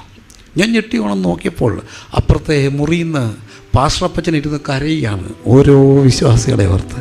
2 മണി 3 മണി കൂട്ടത്തിൽ ഒരു അമ്മച്ചിയും കാണും. ഇങ്ങനെ അപ്പോൾ എനിക്കൊരു കാര്യം മനസ്സിലായി, ആരൊക്കെയോ ഉറങ്ങാതിരിക്കുന്നതുകൊണ്ടാണ് ഇന്ന് ഈ വണ്ടി ഇങ്ങനെ പൊയ്ക്കൊണ്ടിരിക്കുന്നത്. നമ്മളെല്ലാവരും ഉറങ്ങിയപ്പോഴും ഉറക്കം വരാതെ ഉണർന്നിരുന്ന് കർത്താവെ എൻ്റെ വിചാരണയിലുള്ള ഓരോ ആത്മാക്കളെയും കാത്തോണേന്ന് പ്രാർത്ഥിക്കുന്ന പരിപാലകർ, അവർക്ക് ഉറങ്ങാതിരുന്ന് പ്രാർത്ഥിക്കണമെങ്കിൽ BP ഉണ്ടാകാനൊക്കത്തില്ല. BP ഉണ്ടെങ്കിൽ ഉറങ്ങാതിരുന്ന എന്തോ പോലും ഞാൻ ടെൻഷനാകും, ഷുഗർ കൂടും, കൊളസ്ട്രോൾ കൂടും. അതുകൊണ്ട് നിങ്ങൾ നിങ്ങളുടെ ദൈവദാസന്മാർക്ക് വേണ്ടി പ്രത്യേകം പ്രാർത്ഥിക്കണം. അവർക്ക് ആരോഗ്യം ഉണ്ടെങ്കിലേ ഉറങ്ങാതിരിക്കത്തുള്ളൂ. അവരുറങ്ങാതിരുന്നാലേ നമ്മുടെ വണ്ടി മറിയാതിരിക്കത്തുള്ളൂ. അപ്പം ഈ പരിപാലനമുള്ള ഒത്തിരി പേരുണ്ടായിരുന്നു. ഞാനിത് കണ്ട് വളർന്നവനാണ്. രാത്രി 1 മണി 2 മണി വരെയൊക്കെ ഇങ്ങനെ ഇരുന്ന് പ്രാർത്ഥിക്കുന്ന ഒരപ്പൻ്റെ കണ്ടു വളർന്നതാണ് ഞാൻ. ഓരോ വീടിനെ ഓർത്തും ഓരോ വ്യക്തികളെ ഓർത്തും. അപ്പം ഇന്ന് പകലിൽ എനിക്ക് സ്നേഹത്തോടെ പറയാനുണ്ട്, ദൈവസഭയുടെ ഏറ്റവും വലിയ അഭിമാനവും ഏറ്റവും വലിയ സമ്പത്തും ഉറങ്ങാതെ ഇഷ്ടിയിറങ്ങിയെ പിടിച്ചിരിക്കുന്ന കുറേ അനുഗ്രഹിതരായ ദൈവദാസന്മാരാണ്. ഓരോ പ്രാദേശിക സഭയ്ക്കും വേണ്ടി കർത്താവ് കൊടുക്കുന്ന ദൈവദാസന്മാർ കരമുയർത്തി വിശ്വാസികളെല്ലാവരും ദൈവദാസന്മാർക്ക് വേണ്ടി പ്രാർത്ഥിക്കണം. അവർ നിങ്ങൾക്ക് വേണ്ടി പ്രാർത്ഥിക്കുന്നവരാണ്. പക്ഷെ അവർക്ക് വേണ്ടി ആരാ പ്രാർത്ഥിക്കുന്നത്? അവർക്ക് വേണ്ടി പ്രാർത്ഥിക്കണം, ആത്മാർത്ഥമായി പ്രാർത്ഥിക്കണം. കർത്താവേ, ഉറങ്ങാതെ എന്ന് മാത്രം യാത്ര ചെയ്യുന്നു, ഉറങ്ങാതെ രാപ്പകലില്ലാതെ യാത്ര ചെയ്ത് അധ്വാന ഭാരം, ഉറക്കളപ്പ്, പിന്നെ ഇതിൻ്റെ എല്ലാം നടത്തിപ്പ്, ഇത് കൊണ്ടുപോകണമെങ്കിൽ വലിയ പാടാണ്. അപ്പോൾ ഇതിങ്ങനെ ഉറക്കളച്ചിരുന്ന് ഇങ്ങനെ കൊണ്ടുപോകണമെങ്കിൽ നിങ്ങളെല്ലാവരും അവരെയൊക്കെ ഓർത്ത് പ്രാർത്ഥിക്കണം. കർത്താവേ, അവർക്ക് ആയുസ് കൊടുക്കണേ, ആരോഗ്യം കൊടുക്കണം. നമ്മുടെ വണ്ടി എന്നാലേ മറിയാതെ ഇരിക്കത്തുള്ളൂ. അപ്പോൾ എല്ലാവരും നിങ്ങളുടെ ദൈവദാസന് വേണ്ടി, നിങ്ങളുടെ അഭിഷക്തർക്ക് വേണ്ടി ഒന്ന് പ്രാർത്ഥിച്ച്, അവരൊക്കെ അപ്പം തന്നെ അഭിഷക്തരോട് ഞാൻ പറയുകയാണ്, ഓരോ വിചാരണയ്ക്ക് വേണ്ടി ഈ വണ്ടി ഇങ്ങനെ ഉറങ്ങാതിരുന്ന് പ്രാർത്ഥിക്കാൻ ദൈവത്തോടൊന്ന് പ്രാർത്ഥിക്കണം, കൃപയ്ക്ക് വേണ്ടി. എല്ലാവരും ഒന്ന് പ്രാർത്ഥിച്ച്, കർത്താവേ, ഞങ്ങളുടെ അഭിഷക്തർക്ക് വേണ്ടി ഞങ്ങൾ പ്രാർത്ഥിക്കാം. നിങ്ങൾ പ്രാർത്ഥിച്ചില്ല പിന്നെ ആരാ പ്രാർത്ഥിക്കുന്നത്? നാട്ടുകാരൻ നമ്മുടെ കുറ്റം എന്തോ ഉണ്ടെന്ന് നോക്കി പുറകെ നടക്കുക. നിങ്ങൾക്കതറിയാമോ? ഓരോ വ്യക്തി ഇങ്ങനെ പുറകെ നടക്കുകയാണ്, എന്തോ ഉണ്ടെന്ന്. അങ്ങനെ എല്ലാവരും നോക്കുമ്പോൾ നമ്മളോട് അങ്ങനെ നോക്കി കിടന്നാൽ പിന്നെ എന്തോ ചെയ്യും? നമുക്കൊരു ജോലിയുണ്ട്, എല്ലാവരും റിവേഴ്സൊക്കെ ഉള്ളവരാണ്.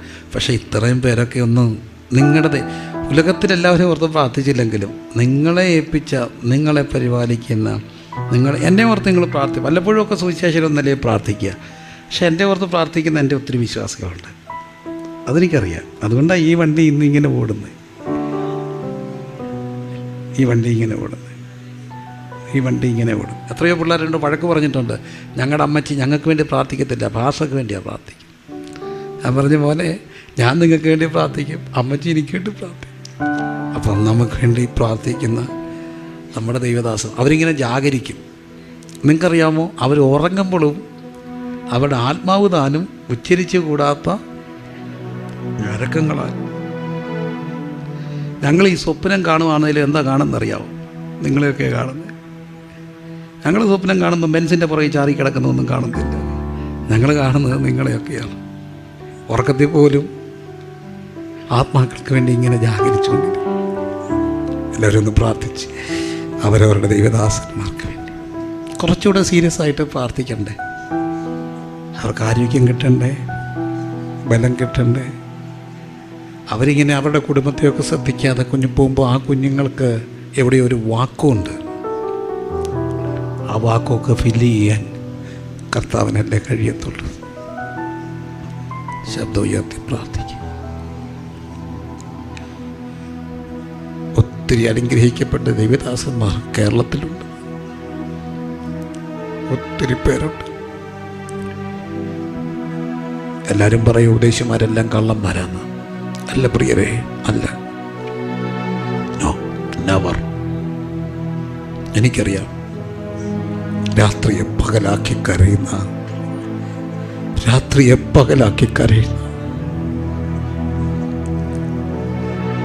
ഉറക്കത്തിൽ പോലും ജാഗരിച്ചുകൊണ്ടിരിക്കും അനുഗ്രഹിതരായ കർത്തദാസന്മാർ. നിങ്ങൾക്ക് വേണ്ടി പ്രാർത്ഥിക്കുന്ന,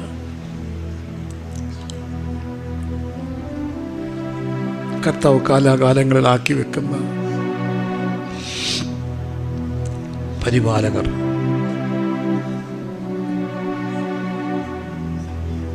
ഒരു തുള്ളി കണ്ണീരെങ്കിലും കണ്ണീന്ന് പോയി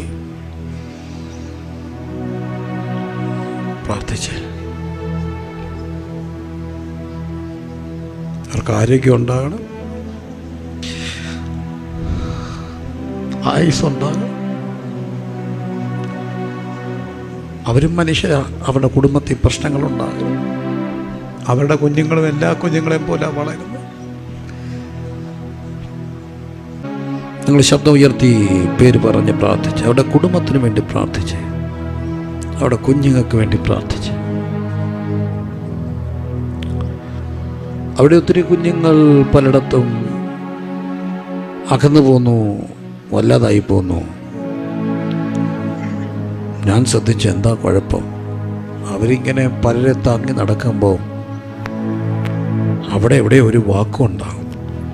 ആ വാക്കും ഫില്ല് ചെയ്യേണ്ടത് ദൈവമാണ്. അപ്പം നിങ്ങളുടെ മക്കളുടെ കൂട്ടത്തിൽ ആ മക്കളെ കൂടെ ഉയർത്തി ഇങ്ങനെ പ്രാർത്ഥിക്കും. അവേ,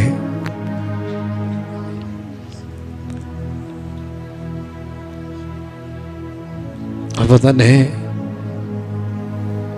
മലങ്കരയ്ക്ക് ദൈവം കൊടുത്ത, മലയാളിക്കരയിൽ കർത്താവ് കൊടുത്ത അനുഗ്രഹീതരായ ഒത്തിരി ദൈവദാസന്മാരുണ്ട്.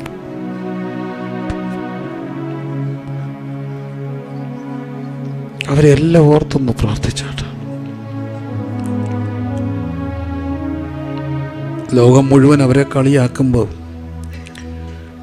ലോകം മുഴുവൻ അവരെ വെടക്കെന്നെണ്ണുമ്പോഴും അവർ ഈ ശുശ്രൂഷയുടെ മഹത്വം അറിഞ്ഞതുകൊണ്ടാണ് ഈ വേല മുമ്പോട്ട് പോകുന്നത്. അവരെല്ലാം ഓർത്ത് ദൈവത്തിന് സ്തോത്രം ചെയ്ത് പ്രാർത്ഥിച്ചാട്ട്. നമ്മുടെ ഓർമ്മയിൽ വരുന്ന എല്ലാ ദൈവദാസന്മാരെയും ഒരു നിമിഷം ഒന്ന് ഓർത്തിട്ട്, താവേ അവരുടെ കൈകൾക്ക് ശക്തി കൊടുക്കണമേ, അവർക്ക് ഓർമ്മ കൊടുക്കണം. എന്നാലേ അവർക്ക് ഓർത്ത് പ്രവർത്തിക്കാനൊക്കത്തുള്ളൂ. അവർക്ക് അൽഷൈമേഴ്സ് ഉണ്ടാകരുത്, അവർക്ക് ഡിമിനിഷ്യ ഉണ്ടാകരുത്. എന്നാലേ അവർക്ക് ഓർമ്മയുണ്ടെങ്കിലല്ലേ പ്രാർത്ഥിക്കാനൊക്കത്തുള്ളൂ. അവർക്ക് ഓർമ്മ കൊടുക്കണേ കർത്താവേ, ഓർമ്മ കൊടുക്കണേ, ഓർമ്മ കൊടുക്കണേ, അവർക്ക് ഓർമ്മ കൊടുക്കണേ, ഓർമ്മ കൊടുക്കണേ.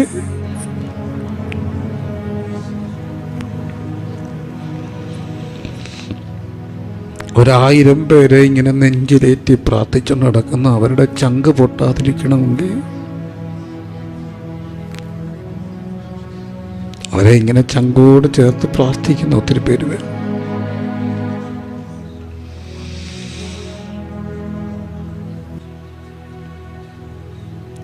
ഇത് മനുഷ്യമായി തരുന്നതല്ല.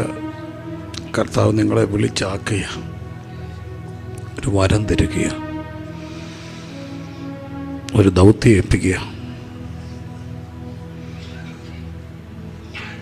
നിങ്ങളൊന്നും പുൾപ്പിറ്റിൽ നിന്ന് ശുശ്രൂഷിക്കപ്പെടുന്നവരാണ്. പുൾപ്പിറ്റിൽ നിന്ന് ശുശ്രൂഷയ്ക്ക് വേണ്ടി അവരെ ശുശ്രൂഷിക്കുവാൻ കർത്താവ് നിങ്ങളെ ഇന്ന് ഒരു വലിയ നിയോഗം ഏൽപ്പിക്കുക. ആ നിയോഗം കുടുംബങ്ങൾ ഇരുസര കൈകളും നീട്ടി മേടിച്ച്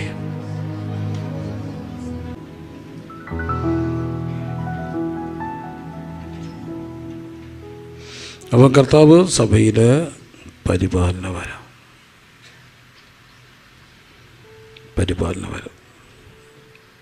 ഹല്ലേലൂയ, ഹല്ലേലൂയ, ഹല്ലേലൂയ. അത് കർത്താവ് നമ്മൾക്ക് തരുന്ന ഒരു നിയോഗമാണ്. ആ നിയോഗത്തെ ഇങ്ങനെ ചേർത്ത് പിടിക്കുവാൻ ദൈവം സഹായിക്കട്ടെ. അങ്ങനെ രോഗശാന്തികളുടെ വരം, പരിപാലന വരം, അതിന് മുകളിലുള്ളൊരു വരമാണ് ഈ പരിപാലന വരം എന്ന് പറയുമ്പം തന്നെ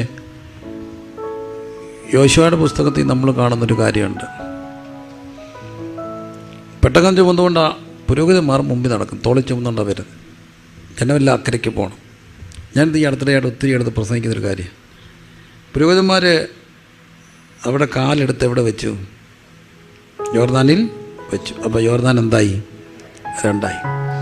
യോർദാൻ രണ്ടായി എന്നൊക്കെ പറയുമ്പോൾ നമുക്ക് അത്ഭുതമാണ്, വലിയ സംഭവമാണ്, മിറക്കിളാണ്. പക്ഷേ വെക്കുമ്പം യോർദാൻ രണ്ടായില്ല എന്തു ചെയ്യും? രണ്ടായില്ലെങ്കിൽ യോർദാൻ്റെ തീരമല്ല എന്തു ചെയ്യും? കര കവിഞ്ഞ് ഒഴുകും. പക്ഷേ ആദ്യം ഇവരിറങ്ങിയെങ്കിലേ ഒത്തിരി പേർക്ക് എന്ത് ചെയ്യാനൊക്കത്തുള്ളൂ? അക്കരെ കയറാനൊക്കത്തുള്ളൂ. അപ്പോൾ ആദ്യം ഇറങ്ങിയതാരാ? പുരോഹിതൻ. ഈ പെട്ടകം എടുത്തുകൊണ്ട് എല്ലാവരും അക്കരയ്ക്ക് കയറുമ്പോഴും ഇവർ കയറിയാൽ വീണ്ടും ഇത് രണ്ടാകും. അതുകൊണ്ട് പുരോഹിതന്മാർ എവിടെ നിന്നു? നടുക്ക് നിന്നു. എല്ലാവരും ലക്ഷക്കണക്കിന് ആൾക്കാരാണ് അക്കരയ്ക്ക് കയറി. എൻ്റെ ഒരു ഭാവന, എല്ലാവരും അക്കരെ കയറി കുടുംബമായിട്ട് ടെൻ്റൊക്കെ അടിച്ച് കിടക്കാൻ തുടങ്ങി. അതിലൊരു കുടുംബം ടെൻ്റ് അടിച്ചു, കുഞ്ഞിനെ ഉറക്കി. ഭർത്താവോട് പറഞ്ഞ് വന്ന് കിടക്കുക, നമുക്ക് ഉറക്കം വരുമെന്ന് പറഞ്ഞു. കുഞ്ഞടക്കി ചോദിച്ചു, മമ്മി പാസ്റ്റങ്ങൾ എന്ത് ചെയ്യും? അമ്മ പറഞ്ഞു, ആവശ്യമില്ലാത്ത ഒന്നും ചിന്തിക്കാതെ കുഞ്ഞെന്ത് വെച്ചു? മാവ് വെച്ചാൽ പറഞ്ഞു. അവരെല്ലാം ഉറങ്ങി. പക്ഷേ ഒരു കുടുംബം കൂടെ ഉറങ്ങാത്തില്ല. ഏത് കുടുംബങ്ങൾ? പുരോഹിതന്മാരുടെ കുടുംബങ്ങൾ. അവർ ഉറങ്ങണമെങ്കിൽ ഇനി ആര് കയറണം? അവിടെ കയറി വരണം. അപ്പം ആദ്യം ഇറങ്ങേണ്ടത് പുരോഹിതൻ, ഒടുവിൽ കയറേണ്ടത് പുരോഹിതൻ. എല്ലാ വിളക്കുകളും വളഞ്ഞിട്ട് ഒരു വിളക്കിങ്ങനെ കാത്തിരിക്കും പുരോഹിതൻ വരാൻ വേണ്ടി. അപ്പോൾ ആദ്യം ഇറങ്ങിയത് പുരോഹിതനാണ്. ആദ്യം കാല് ചവിട്ടി. ഞാനിങ്ങനെ ഒത്തിരി ഇടത്തൊക്കെ പോയപ്പം കണ്ടു ഒത്തിരി പ്രായമുള്ള ദൈവദാസന്മാരെ. പാസ്റ്ററേ, 50 വർഷം മുമ്പ് ഞാൻ ഈ ഗ്രാമത്തിൽ വന്നപ്പം ഒറ്റ വിശ്വാസിയില്ലായിരുന്നു, ഒറ്റ സഭയില്ലായിരുന്നു. പക്ഷെ ആദ്യം കാല് ചവിട്ടാൻ ഒരാളുണ്ടായിരുന്നത് കൊണ്ടാണ് ഇന്ന് പലയിടത്തും ദൈവസഭ ഉണ്ടായത്. ആദ്യം ചവിട്ടിയത് അവരുടെ കാലാണ്. പിന്നെ ആയിരക്കണക്കിന് അക്തികളുണ്ടായി. പക്ഷെ ആരും മറന്നു പോകരുത്, ആദ്യം ഒരാൾ ചവിട്ടാനുണ്ടായിരുന്നത് കൊണ്ടാണ് ഇന്ന് ഒത്തിരി പേരുടെ പാദങ്ങൾ അതിൻ്റെ പിന്നാലെ വന്നു. അപ്പോൾ ആദ്യം ചവിട്ടിയവരെ എന്നും ഓർത്ത് ദൈവത്തിന് സ്തോത്രം ചെയ്യാൻ കഴിയണം. ആദ്യം അപ്പോഴും നമുക്കൊരു ലക്ഷ്യം ഉണ്ടാകണം. നമ്മുടെ ആയുസിൽ, ഈ കൊച്ചായുസിൽ ഒരു ഗ്രാമത്തിലെങ്കിലും ഒരു വാർഡിലെങ്കിലും ആരും ചവിട്ടാത്തടത്ത് കർത്താവേ നിനക്ക് വേണ്ടി ഒന്ന് പാദം ചവിട്ടി പ്രാർത്ഥിക്കാനെങ്കിലും ഈ കൊച്ചായുസിന് എനിക്കൊരവസരം തരണമെന്ന് എല്ലാവരും ദൈവത്തോട് പ്രാർത്ഥിക്കണം. എന്നുകൊണ്ട് ഒരു കാല് പോലും ചവിട്ടാത്ത വാർഡുകൾ, ബൂത്തുകൾ, പഞ്ചായത്തുകൾ, അവിടെയൊക്കെ ദൈവത്തിൻ്റെ പാദത്തെ വേണം. അവിടെ ചവിട്ടി അനേകർ, അതുകൊണ്ടാണ് ഇന്നും അനേകർ അവിടെ എഴുന്നേൽക്കുവാനിടയായി തീർന്നത്. പരിപാലനവരം അടുത്ത വരമാണ് സഹായം ചെയ്യാനുള്ള വരം. എല്ലാവരും പറഞ്ഞേ, സഹായം ചെയ്യാനുള്ള വരം. സഹായം ചെയ്യാനുള്ള വരം, അതൊരു വരമാണ്. എന്ത് വരം? സഹായം ചെയ്യാനുള്ള വരം. അത് വരമായിട്ടാണ് വേദവസം പഠിപ്പിക്കുന്നത്. സഹായം ചെയ്യുക. എല്ലാവരും പറഞ്ഞ് സഹായം ചെയ്യുക. മനുഷ്യന് ഒരു കൊച്ചായുസാണുള്ളത്. എനിക്ക് ഭയങ്കര സങ്കടം തോന്നിയൊരു കാര്യമുണ്ട്. അപ്പോൾ ഈ കൊച്ചായുസ് നമ്മളിങ്ങനെ അങ്ങ് വഴക്കും മല്ലും ഇറിറ്റേറ്റഡൊക്കെ ആയിട്ട് അങ്ങ് കളയുകയാണ്. ഞാൻ കഴിഞ്ഞ ദിവസം ഈ മംഗലാപുരത്ത് പോയി. അപ്പോൾ മംഗലാപുരത്ത് എനിക്ക് സങ്കടം തോന്നുന്ന ഒരു കാര്യമുണ്ട്. ഞാൻ ചിന്തിച്ചതേ, മംഗലാപുരത്ത് പോകുമ്പോൾ രാത്രിയിൽ വീട്ടിൽ നിന്ന് ഇറങ്ങി, രാത്രി മലബാർ എക്സ്പ്രസ്സിന് മംഗലാപുരത്ത് പോവുക. അപ്പോൾ എൻ്റെ ചാച്ചിൽ എൻ്റെ കുഞ്ഞുങ്ങളുണ്ട്, അവരെന്നെ കൊണ്ട് തിരുവല്ലായി വിട്ടു, റെയിൽവേ സ്റ്റേഷനിൽ കൊണ്ടുവിട്ടു. അപ്പോൾ ഇനി ട്രെയിൻ വരെ 1/2 മണിക്കൂറോടുണ്ട്. ഞാൻ എൻ്റെ മക്കളോട് പറഞ്ഞു, കുഞ്ഞുങ്ങൾ പൊക്കോ, നേരത്തെ പോയി വീട്ടിൽ കിടന്നുറങ്ങാം, ഞാൻ കയറി പൊക്കോളാം. അപ്പോൾ അവർ പറഞ്ഞു, അച്ചാച്ച അത് ഒക്കത്തില്ല. എന്താ കാര്യം ചോദിച്ചാൽ, ചേച്ചി പറഞ്ഞ് വിട്ടിട്ടുണ്ട് അച്ചാച്ചനെ ട്രെയിനെ കയറ്റി പെട്ടിയെടുത്ത് അകത്ത് വെച്ചിട്ടേ പോകാം, കാരണം ഞാൻ ഈ അവിടെ നിന്ന് ഉറങ്ങിപ്പോകുന്ന ഒരാളാണ്. അപ്പോൾ അച്ഛനെ അവിടെ കയറ്റി വിട്ടിട്ടേ പോകാമെന്ന് ചേച്ചി പറഞ്ഞാൽ വിട്ടത്. ശരി, എന്നാൽ പിന്നെ അവർ പോകത്തില്ല, അവരെന്നെ കയറ്റി വിട്ടിട്ടേ പോകത്തു. അവരെന്നെ കയറ്റി വിട്ടു. ഞാൻ മംഗലാപുരത്ത് ഇറങ്ങിയപ്പോൾ എൻ്റെ സുഹൃത്തെന്നെ വിളിച്ചിട്ട് പറഞ്ഞു, സഹോദരന്മാർ പുറത്ത് നിൽപ്പുണ്ട്, വേണേ ഏത് പ്ലാറ്റ്ഫോമായി എവിടെ എന്ന് പറഞ്ഞ് അവരകത്ത് വരും, പെട്ടി എടുത്തുകൊണ്ട് വരും. ഞാൻ പറഞ്ഞു, എൻ്റെ പൊന്നു കുഞ്ഞ്, എൻ്റെ ഒരു ബ്രീഫ് കേസ് ഉള്ളൂ, അത് ഞാൻ എടുത്തുകൊണ്ടങ്ങ് വന്നോളാം, അതിനുള്ളിൽ കാര്യമൊന്നുമില്ല, നമ്മളെ അങ്ങനെ കൊച്ചാക്കാം, ഞാനങ്ങ് വന്നോളാം. അപ്പം ഞാനിങ്ങനെ എസ്കലേറ്ററിൽ കയറി മേളിൽ ചെന്നു, തിരിച്ച് വന്നു, എസ്കലേറ്റർ താപ്പോട്ട് ഇറങ്ങുന്നു. അത് സ്റ്റീപ്പാണ്, റെയിൽവേ ബ്രിഡ്ജ് ആയതുകൊണ്ട് കടലമല്ലേ, സ്റ്റീപ്പ് ഒരു എസ്കലേറ്റർ ഇറങ്ങോട്ട്. ഞാനവിടെ ഇന്നപ്പോൾ ഒരു കാഴ്ച കണ്ട്, ചങ്ക് പൊട്ടിപ്പോയൊരു കാഴ്ച. ഒരു 4 സ്റ്റെപ്പ് ആയിരിക്കും, ഇങ്ങനെ താപ്പോട്ട് ഒഴുകുമല്ലേ ഈ സ്റ്റെപ്പുകൾ. ഈ ഒഴുകുന്ന സ്റ്റെപ്പേന്ന് ഒരു 3-4 സ്റ്റെപ്പേന്ന് ഒരു 80-85 വയസ്സുള്ളൊരു അപ്പച്ചൻ തോളിലൊരു പാണ്ടക്കെട്ട്, കയ്യിലൊരു കാലം കൊണ്ട് അപ്പച്ചൻ തിരിച്ച് കയറുക. താപ്പോട്ട് ഇത് കയറുമ്പം തിരിച്ച് കയറിയാൽ എന്താ പറ്റും? താപ്പോട്ട് തന്നെ പോകുമ്പോൾ നമ്മളിങ്ങനെ എത്ര ബാലൻസ് ഉണ്ടെങ്കിലും ഒന്ന് സൂക്ഷിച്ചാൽ നിൽക്കും. അപ്പോൾ ഞാൻ പെട്ടെന്ന് ഈ അപ്പച്ചനെ കടിച്ച് അകത്ത് വലിച്ച് ഒരു തരത്തിൽ കയറ്റി നിർത്തി. എന്നിട്ട് അപ്പച്ചൻ്റെ ഈ പാണ്ടക്കെട്ടും ഇതെല്ലാം കുറേ ബാഗും എല്ലാം ഉണ്ട്. ഞാനിതെല്ലാം മേടിച്ച് തോളയിട്ടിട്ട് പറഞ്ഞു, അപ്പച്ചനൊന്നും ചെയ്യേണ്ട, അത് ഇങ്ങനെ പിടിച്ചുകൊണ്ട് അങ്ങോട്ട് കയറി നിൽക്കുക, താഴെ ചിരുമ്പോൾ ഇറങ്ങിപ്പോൾ. ശരി മോനെ, ഇതെല്ലാം മേടിച്ച് ഞാൻ കൈ പിടിച്ചു, കടയും അപ്പച്ചൻ്റെ വടിയും എല്ലാം മേടിച്ച് വെച്ച് അപ്പച്ചൻ സ്റ്റെപ്പിലോട്ട് കയറി. 2-3 സ്റ്റെപ്പ് അപ്പച്ചൻ മുമ്പോട്ട് പോയിട്ട് അപ്പച്ചൻ ഈ സ്റ്റെപ്പിൽ അങ്ങ് ഇരുന്നു. ഈ സ്റ്റെപ്പിൽ ഇരുന്നാൽ താഴെ വരുമ്പോൾ എന്തോ പറ്റും? നിന്നാൽ പോലും നമ്മൾ അവിടെ വരുമ്പോൾ ഒന്ന് സൂക്ഷിച്ചില്ലെങ്കിൽ വീഴും, അല്ലേ? വീഴും. അപ്പോൾ ഇരുന്നാലോ? പിന്നെ മംഗലാപുരത്താണ് ഞാൻ. സത്യത്തിൽ നമ്മൾ ഈ മലയാളിക്കൊരു കുഴപ്പമുണ്ട്, എസ്റ്റംബറായിട്ടൊരു വിഷയം ഉണ്ടായാൽ നമുക്ക് എന്തേ വരത്തുള്ളൂ. എസ്റ്റംബറായിട്ട് വരുമ്പോൾ നമ്മൾ ഇംഗ്ലീഷ് വരുമോ മലയാളം വരുമോ? പെട്ടെന്ന് അൺഎക്സ്പെക്റ്റഡായിട്ടൊരു കാര്യം വരുമ്പോൾ നമ്മുടെ മാതൃഭാഷയെ വരത്തുള്ളൂ. അപ്പം മംഗലാപുരം അന്ന് മറന്നുപോയി. ഞാൻ അവിടെ കിടന്നു അല്ലറി, പിടിച്ചോ നല്ലറിപ്പം താഴെ വന്ന് ആരാണ്ട ചേച്ചിമാരൊക്കെ ഓടി വന്ന് പൊക്കിയെടുത്ത്, അതുകൊണ്ട് ഒന്നും പറ്റിയില്ല, പൊക്കിയെടുത്ത് ഇഷ്ടം വെച്ചു. ഞാൻ ഈ പുറകെ കെട്ടെല്ലാം എടുത്തുകൊണ്ട് വന്നു. അപ്പച്ചാ എന്ത് പറ്റി? ഒന്നുമില്ല. അപ്പച്ചാ ഇവിടെ പോവാ, ക്യാൻസർ സെൻ്ററിൽ പോവാം. ആരുമില്ല അപ്പച്ചാ കൂടെ. മക്കളൊക്കെ ഉണ്ട് മോനെ, 3 മക്കളുണ്ട്. മനിന അവരെ എല്ലാവരും ജോലിക്കാരാണ്, തിരക്കാണ്, അതുകൊണ്ടാണ് ഞാൻ പിന്നെ അവരെ നിർബന്ധിച്ചില്ല. നല്ല ഒറ്റയ്ക്കാണോ മോനെ? എന്തോ ചെയ്യാനാണ്, മക്കൾക്കൊക്കെ തിരക്കായി പോയടാ. പൊന്നു മക്കളെ, കൂടെ വരാൻ ഒരുത്തി ഉണ്ടായിരുന്നു, 3 വർഷം മുമ്പ് അങ്ങ് പോയി.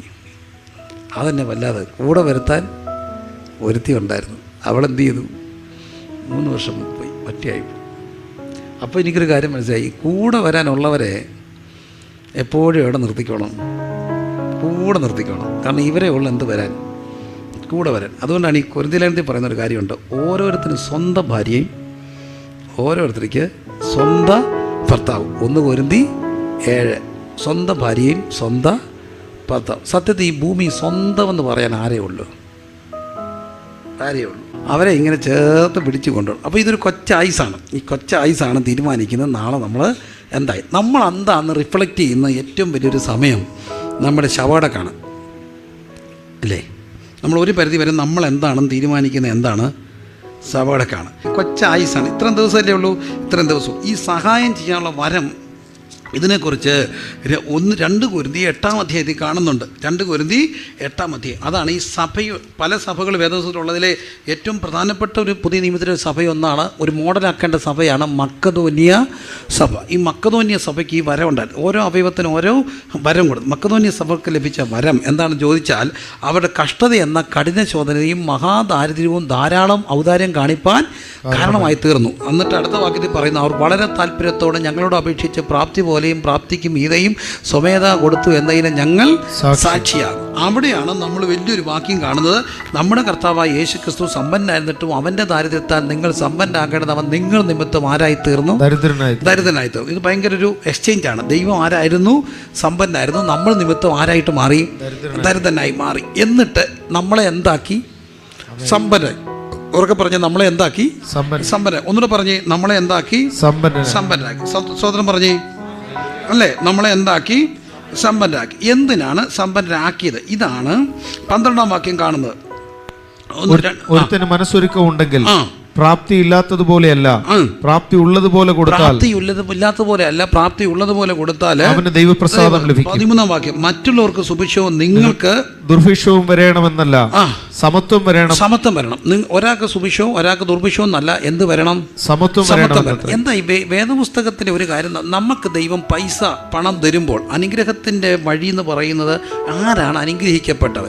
അപ്പം നമ്മൾ സമ്പന്നരാണോ എന്നുള്ളതിൻ്റെ തെളിവ് എന്താണെന്ന് നമുക്കൊന്ന്, ഈ മനുഷ്യന് ദൈവം എന്തിനാ പൈസ കൊടുക്കുന്നത്? മനുഷ്യനെ ദൈവം എന്തിനാ സമ്പന്നരാക്കുന്നത്? നമുക്ക് സുഭിക്ഷം വരുന്നത് ആരെ ഓർക്കാൻ വേണ്ടിയാണ്? ദുർഭിക്ഷത്തിൽ ഇരിക്കുന്നവരെ എന്ത് ചെയ്യണം? ഓർക്കാൻ വേണ്ടി. ഉറക്കെ പറഞ്ഞ് ആരെ ഓർക്കാൻ? ദുർഭിക്ഷത. ഈ മനുഷ്യന് ഈ പൈസ എന്നൊക്കെ പറയുന്നത് ഇത്രയ്ക്കിത്രയേ ഉള്ളൂ. ആരാ മനുഷ്യൻ? സുഭിക്ഷം ആർക്ക് ഒതുങ്ങണം? ദുർഭിക്ഷത. എന്നിട്ട് പറയാണ് 9-ാം അധ്യായത്തിലേക്ക് വരുമ്പോൾ എന്താ സംഭവിക്കുക? നമ്മളെ എന്തിനാ ദൈവം ഇങ്ങനെ ആക്കിയിരിക്കുന്നത്? 9-ാം അധ്യായത്തിൻ്റെ 11-ാമത്തെ വാക്യം, ഇങ്ങനെ ദൈവം നിങ്ങളുടെ നീതിയുടെ വിളവ് വർദ്ധിപ്പിക്കും, എന്നാൽ വിതയ്ക്കുന്നവന് വിത്തും ഭക്ഷിപ്പാൻ ആഹാരവും നൽകുന്നവൻ നിങ്ങളുടെ വിതയും നൽകി പൊലിപ്പിക്കുകയും. അപ്പോൾ വിതച്ചാൽ അതിനെ ദൈവം എന്ത് ചെയ്യും? പൊലിപ്പിക്കുകയും നിങ്ങളുടെ നീതിയുടെ വിളവ് വർദ്ധിപ്പിക്കുകയും ചെയ്യും. 11-ാം വാക്യം, ഇങ്ങനെ ദൈവത്തിന് ഞങ്ങളാൽ സ്തോത്രം വരുവാൻ കാരണമായി. ഭയങ്കര കാര്യമാണ്. ദൈവത്തിന് ഞങ്ങളാൽ എന്ത് വരാൻ? സ്തോത്രം വരുവാൻ കാരണമായ ഔദാര്യമൊക്കെയും കാണിക്കേണ്ടതിന് നിങ്ങൾ സകലത്തിലും എന്താകും? സമ്പന്നന്മാരാകും. അപ്പം ദൈവം നമ്മളെ എന്താക്കും? ഉറക്കെ പറഞ്ഞ് എന്താക്കും? സമ്പന്നരാക്കും. സമ്പന്നരാക്കിയതിൻ്റെ തെളിവെന്താ? ദൈവത്തിന് നമ്മളാൽ എന്ത് വരണം? സ്തോത്രം. എന്നു പറഞ്ഞാൽ നമ്മളെ ഓർക്കുന്നവർ ദൈവത്തിന് എന്ത് ചെയ്യണം? സ്തോത്രം ചെയ്യണം. മനസ്സിലാകുന്നുണ്ടോ? എന്നാലേ നമ്മൾ ആരാകത്തുള്ളൂ? സമ്പന്നന്മാരാകത്തും. നമ്മളെ ഓർക്കുന്നവർ ദൈവത്തിന് എന്ത് ചെയ്യട്ടെ? സ്തോത്രം ചെയ്യട്ടെ. ഉറക്കെ പറഞ്ഞ് നമ്മളെ ഓർക്കുന്നവർ ദൈവത്തിന് സ്തോത്രം ചെയ്യട്ടെ. അപ്പോൾ ചിലരെ ഓർക്കുമ്പോൾ നമുക്ക് എന്തോ വരും? സ്തോത്രം വരും. അപ്പം നമ്മളെ ഓർക്കുന്നവർ എന്ത് ചെയ്യണം? സ്തോത്രം വരും. അതിനാണ് ദൈവം നമ്മളെ എന്താക്കുന്നത്? സമ്പന്നരാകും. എന്നിട്ട് പറയുകയാണ്, ഈ നിങ്ങൾ സമ്പന്നരാകുക. ഈ ധർമ്മശകൻ മുട്ടു തീർക്കുന്നതല്ലാതെ ദൈവത്തിന് അനവധി സ്തോത്രം വരുവാൻ എന്തായിത്തീരുന്നു? കാരണമായിത്തീരുന്നു. ഇനി അടുത്ത വാക്യം 13-ാം വാക്യം, ഈ സഹായത്തെ തെളിയുന്ന സിദ്ധത ഹേതു സ്വഭാവഹേതുവായി ക്രിസ്തുവിന് സുശേഷം നിങ്ങൾ സ്വീകരിച്ച അനുസരണ നിമിത്തവും അവരോടും എല്ലാവരോടും നിങ്ങൾ കാണിക്കുന്ന കൂട്ടായ്മയുടെ ഔദാര്യ നിമിത്തവും അവർ ദൈവത്തെ എന്ത് ചെയ്യും? മഹത്വപ്പെടുത്തും. അടുത്ത വാക്യം, നിങ്ങൾക്ക് ലഭിച്ച അതിമഹത്തായ ദൈവകൃപ നിമിത്തം അവർ നിങ്ങളെ കാണാൻ വാഞ്ചിച്ച് നിങ്ങൾക്ക് വേണ്ടി എന്ത് ചെയ്യും? പ്രാർത്ഥിക്കും. ഇതൊരു വലിയ കാര്യമാണ്. അവർ സമ്പന്നരായതിൻ്റെ തെളിവെന്താ? തെളിവ് അവരെ കാണാൻ വ്യക്തികൾ എന്ത് ചെയ്യുന്നു? ആഗ്രഹിക്കുന്നു. ആഗ്രഹിച്ചിട്ട് അവർക്ക് വേണ്ടി എന്ത് ചെയ്യും? പ്രാർത്ഥിക്കും. അപ്പോൾ എല്ലാ സമ്പന്നരെയും കാണാൻ ആരും ആഗ്രഹിക്കത്തില്ല. തോന്നലാണ്. എൻ്റെ നാട്ടിൽ എന്തോരം പണക്കാരുണ്ട്, ആരെങ്കിലും അങ്ങോട്ട് പോമോ? ഇല്ല. ക്രിസ്മസ് കരോളുകാർ പോലും പോത്തില്ല. കരോള് പിള്ളേരോട് നമ്മൾ പറയണം ഒന്ന് കയറിയിട്ട് പോകാൻ, അവർ പറയും പോത്തില്ല. അവർ പിന്നെ പണി കൊടുക്കും. അവിടുത്തെ അച്ഛൻ്റെ തുണി എടുത്ത് അപ്പുറത്ത് കൊണ്ടിടും. അത് പണ്ടത്തെ പിള്ളേരുടെ പണിയാണ്. കണ്ടിട്ടില്ലേ? അപ്പുറത്തെ അമ്മച്ചിയുടെ തുണി കൊണ്ടത് അതൊക്കെ വിട്ടത് ഇവർ പൈസ കൊടുക്കാത്തവർക്കാണ് പണി കൊടുക്കുന്നത്. നല്ല ഒരു 100 രൂപ കൊടുത്ത് ഒരു കൊട്ടൻ കപ്പിയും കൊടുത്ത് വിട്ടാൽ പിള്ളേർ പണി കൊടുക്കുമോ? ചില അമ്മച്ചിമാരുണ്ട് കേക്കൊക്കെ മേടിച്ച് വെച്ചേക്കും. അവർക്കിട്ട് അമ്മച്ചി പിള്ളേർ പണി കൊടുക്കും. പിള്ളേർ ഭയങ്കര ഡീസൻ്റാണ്. നമ്മൾ ഉദ്ദേശിക്കുന്ന പോലെ തന്നെ അവർക്ക് ഭയങ്കര എത്തിക്സാണ്. അവരങ്ങനെ ദോഷവും ചെയ്യത്തില്ല. നമ്മുടെ ചിന്തയാണ് ജീവിച്ചിരിക്കുമ്പോൾ നല്ലപോലെ ജീവിച്ചാലേ നമ്മളെ കാണാൻ എന്ത് ചെയ്യത്തുള്ളൂ, ആഗ്രഹിക്കത്തുള്ളൂ. എന്നിട്ട് അവർ നമുക്ക് വേണ്ടി എന്ത് ചെയ്യും, പ്രാർത്ഥിക്കും. ഈ വരമാണ് എന്ത് വരം? സഹായം ചെയ്യാനുള്ള വരം. ഞാൻ എപ്പോഴും ദൈവത്തോട് പ്രാർത്ഥിക്കുന്നൊരു കാര്യമുണ്ട്. ഇന്ന് സഭ എന്ന് പറയുന്ന ഒരു ബോഡിയാണ്.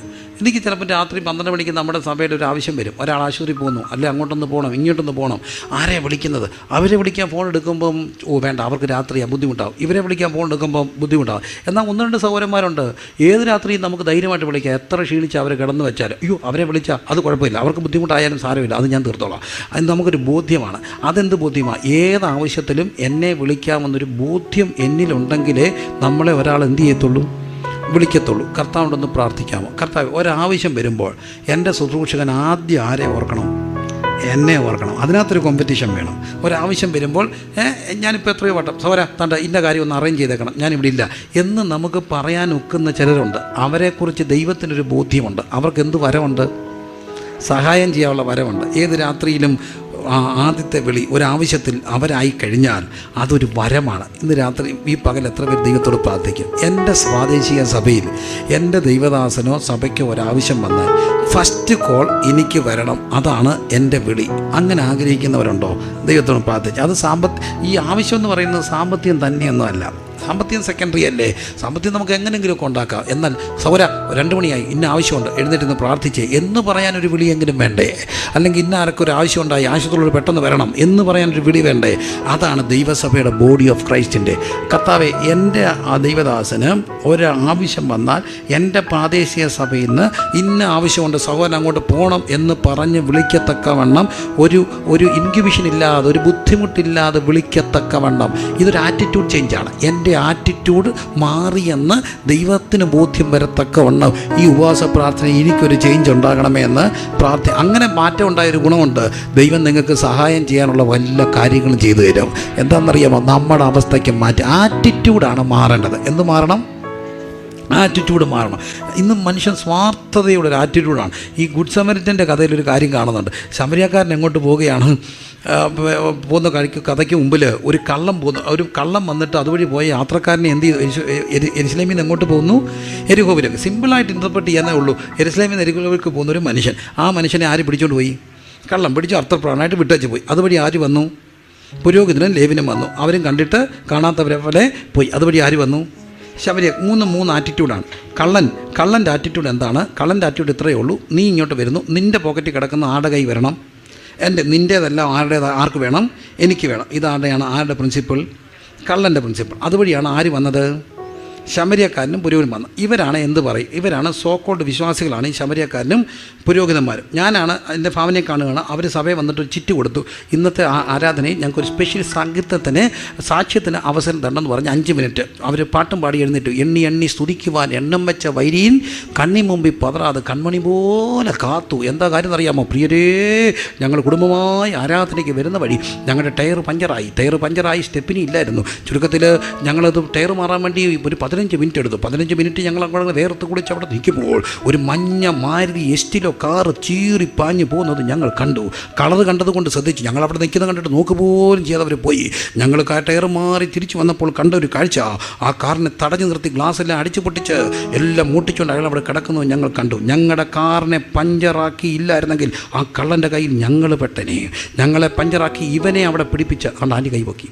ദൈവത്തിന് സ്തോത്രം. അതാണ് വിശ്വാസിയുടെ ഫിലോസഫി. എന്താ ഫിലോസഫി? അവനൊന്ന് കണ്ടിട്ടങ്ങ് പോയില്ലേ?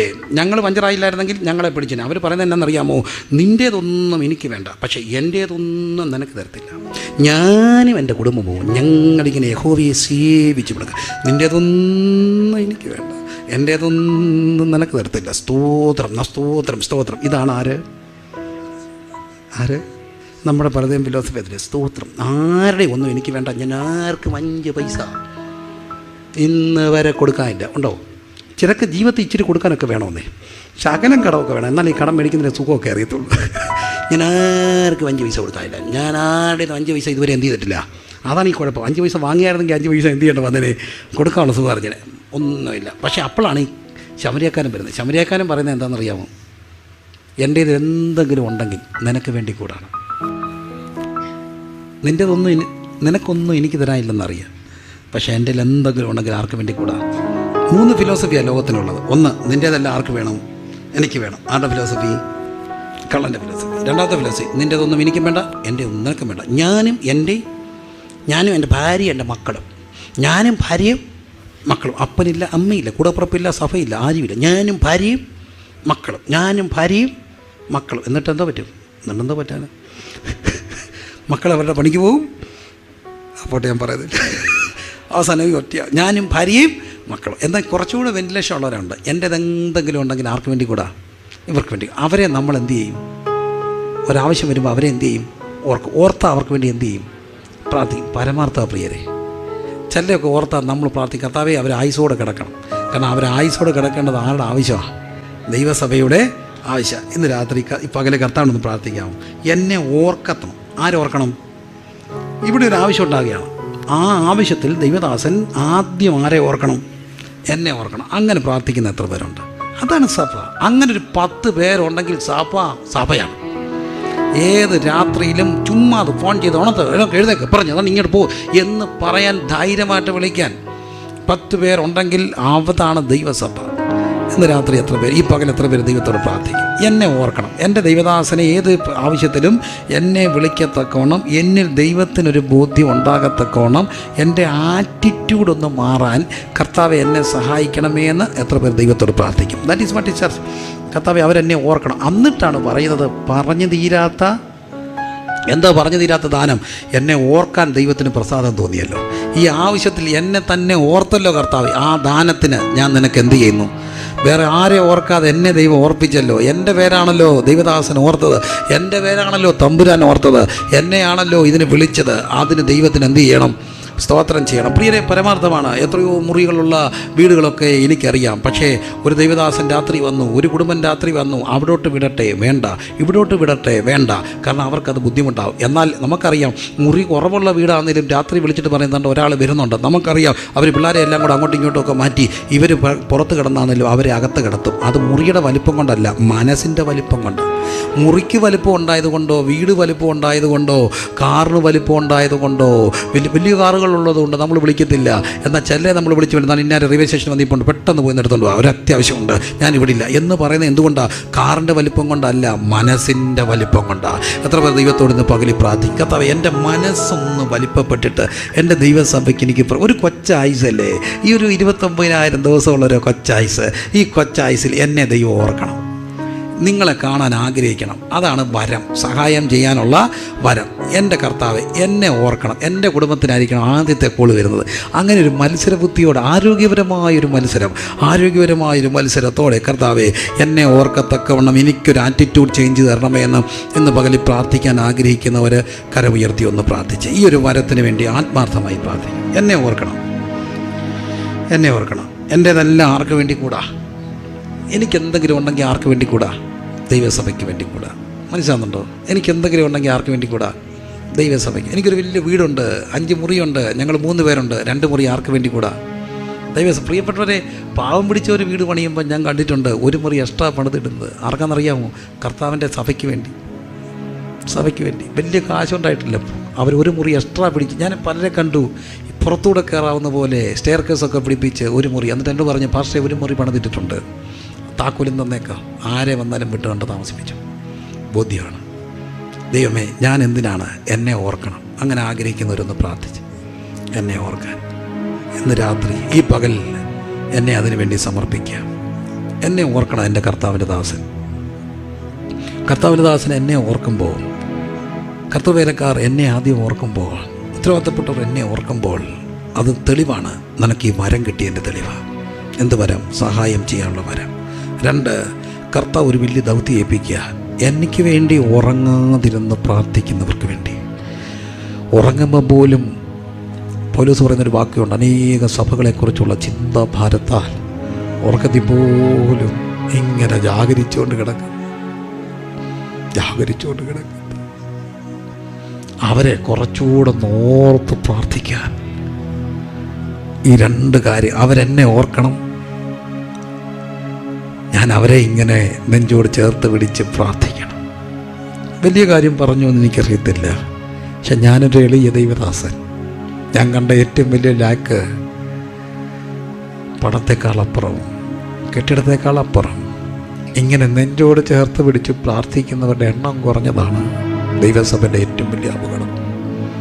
ഒത്തിരി പേരിങ്ങനെ ആദ്യം ഇറങ്ങി ഊണും ഉറക്കമില്ലാതൊക്കെ പോകുമ്പോൾ പല്ലും വഴിയിൽ തളർന്നു പോകുന്നത് അവരെ ഇങ്ങനെ ഓർത്ത് പ്രാർത്ഥിക്കാൻ ആളിൻ്റെ എണ്ണം കുറയും. ആളിൻ്റെ എണ്ണം കൂടുന്നുണ്ട്, പക്ഷെ ഓർത്ത് പ്രാർത്ഥിക്കുന്ന എണ്ണം കുറയുന്നു. ഇന്ന് രാത്രി ഈ പകൽ ആ എണ്ണം വർദ്ധിക്കാൻ കർത്താവ് ആഗ്രഹിക്കുക. 2 ഓൾട്ടർ കോഡുകൾ. 1, എന്നെ ഓർക്കണം. ഏതാവശ്യത്തിലും എന്നെ ഓർക്കണം. ഞാൻ ചിലപ്പോഴൊക്കെ ഓർത്തിട്ടുണ്ട്, രാത്രിയിലൊക്കെ പാതിരാത്രിക്ക് വന്ന് കിടക്കുമ്പോൾ വിളി വരും, കർത്താവ് ഈ കഷ്ടകാലം എന്നെ മാത്രം എന്തിനാണ് വിളിക്കുന്നത്? അപ്പം കർത്താവ് ഒരു കാര്യം പറഞ്ഞു, നിന്നെ എനിക്ക് ബോധ്യമുള്ളത് കൊണ്ടാണ് നിന്നെ ഇങ്ങനെ വിളിക്കുന്നത്. നിനക്ക് നിന്നെക്കുറിച്ചൊരു ബോധ്യമില്ലെങ്കിലും എനിക്ക് നിന്നെക്കുറിച്ചൊരു ബോധ്യമുണ്ട്. ആ വിളി നിനക്ക് ഭാരമാകത്തില്ലെന്നൊരു ചിന്ത എനിക്ക് നിന്നെക്കുറിച്ച് തോന്നി. അതുകൊണ്ടാണ് ഞാൻ ചിലപ്പോൾ തോന്നുന്നുണ്ട് 10 പൈസ കൈ വന്ന അപ്പം വിളി വരും. ഒരു സാധനം മേടിക്കാൻ വെക്കുമ്പോഴാണ് വിളി വരുന്നത്. കഷ്ടകാലമല്ല, ഭാഗ്യകാലം. തമ്പുരാനിങ്ങനെ ഓർക്കുക. അതിനൊരു ഭാഗ്യമായിട്ട് കണ്ടാലും ബുദ്ധിമുട്ടുണ്ടാവുമോ? ഇല്ല. അപ്പം നമ്മൾക്ക് ചിലപ്പോൾ അടിപൊളിയൊന്നും നടന്നു വരത്തില്ല. നമ്മുടെ ആഗ്രഹങ്ങൾ ചിലതൊക്കെ ഒന്ന് വിലങ്ങിന്ന് വരും. പക്ഷെ ഒരു കാര്യം ഉറപ്പാണ്, ആവശ്യമൊന്നും മുടങ്ങാൻ ഒരിക്കലും ദൈവം അനുവദിക്കത്തില്ല. എൻ്റെ ആവശ്യങ്ങൾ അറിഞ്ഞ് ആകാശത്തിൻ്റെ കിളിവാതിലിങ്ങനെ തുറക്കും. എന്നെ ഓർക്കണം. അവർ നിങ്ങളെ കാണാൻ ആഗ്രഹിച്ച് നിങ്ങൾക്ക് വേണ്ടി എന്ത് ചെയ്യും? പ്രാർത്ഥിക്കും. അങ്ങനെ ഒരു ആഗ്രഹം എന്നെക്കുറിച്ച് എൻ്റെ ദൈവദാസന് തോന്നണം. അങ്ങനെ ഹൃദയംഗമായി പ്രാർത്ഥിക്കുന്ന കുടുംബങ്ങൾ, അങ്ങനെ ഒരു 10 കുടുംബം ഉണ്ടെങ്കിൽ സഭ അങ്ങ് ആരോഗ്യം. That is what is church. ഒരു 10 കുടുംബമെങ്കിലും വേണം. ഏത് രാത്രിയിൽ എന്താവശ്യത്തിനും ധൈര്യമായിട്ട് വിളിക്കാൻ പറ്റുന്ന ഒരു 10 കുടുംബം. എന്തുകൊണ്ട് വിളിച്ചു? നിങ്ങളെ ഓർത്തുകൊണ്ട് വിളിച്ചു. എൻ്റെ ദൈവദാസനെ ഇങ്ങനെ കുറച്ചുകൂടി ഇങ്ങനെ ചേർത്ത് പിടിച്ച് പ്രാർത്ഥിക്കും. ദൈവദാസന്മാരെയും നമ്മുടെ കുടുംബങ്ങൾ. കാരണം അവരിങ്ങനെ ഉറക്കത്തിലും, എന്നോട് എൻ്റെ ഭാര്യയൊക്കെ പറഞ്ഞിട്ട്, ഈ ഉറക്കത്തിൽ പോലും കിടന്ന് പുലമ്പൊന്നും ഭാര്യയും പിള്ളേരും അല്ല, സഭയാണ്. സ്വപ്നം കാണുമ്പോൾ സഭയാണ്. കാരണം ഇതിങ്ങനെ തമ്പുരാൻ നമ്മളെ ഏൽപ്പിച്ചേക്കുക ഒത്തിരി പേരെ വഹിക്കാൻ. പക്ഷെ ഈ വഹിക്കണമെങ്കിൽ ഈ തോളിൽ ഭയങ്കര ശക്തി കിട്ടണം. ആ ശക്തി ജിംനേഷ്യത്തിൽ പോയി കിട്ടുന്ന ശക്തിയല്ല, നിങ്ങളുടെ പ്രാർത്ഥന കൊണ്ട് കിട്ടുന്ന ഒരു ശക്തിയാണ്. ആ തോളിന് ശക്തി ഉണ്ടായാൽ അതിനകത്ത് നമ്മളും കാണും. കർത്താവേ, അവർക്ക് തോളിന് ശക്തി കിട്ടാൻ ഞാൻ പ്രാർത്ഥിക്കും.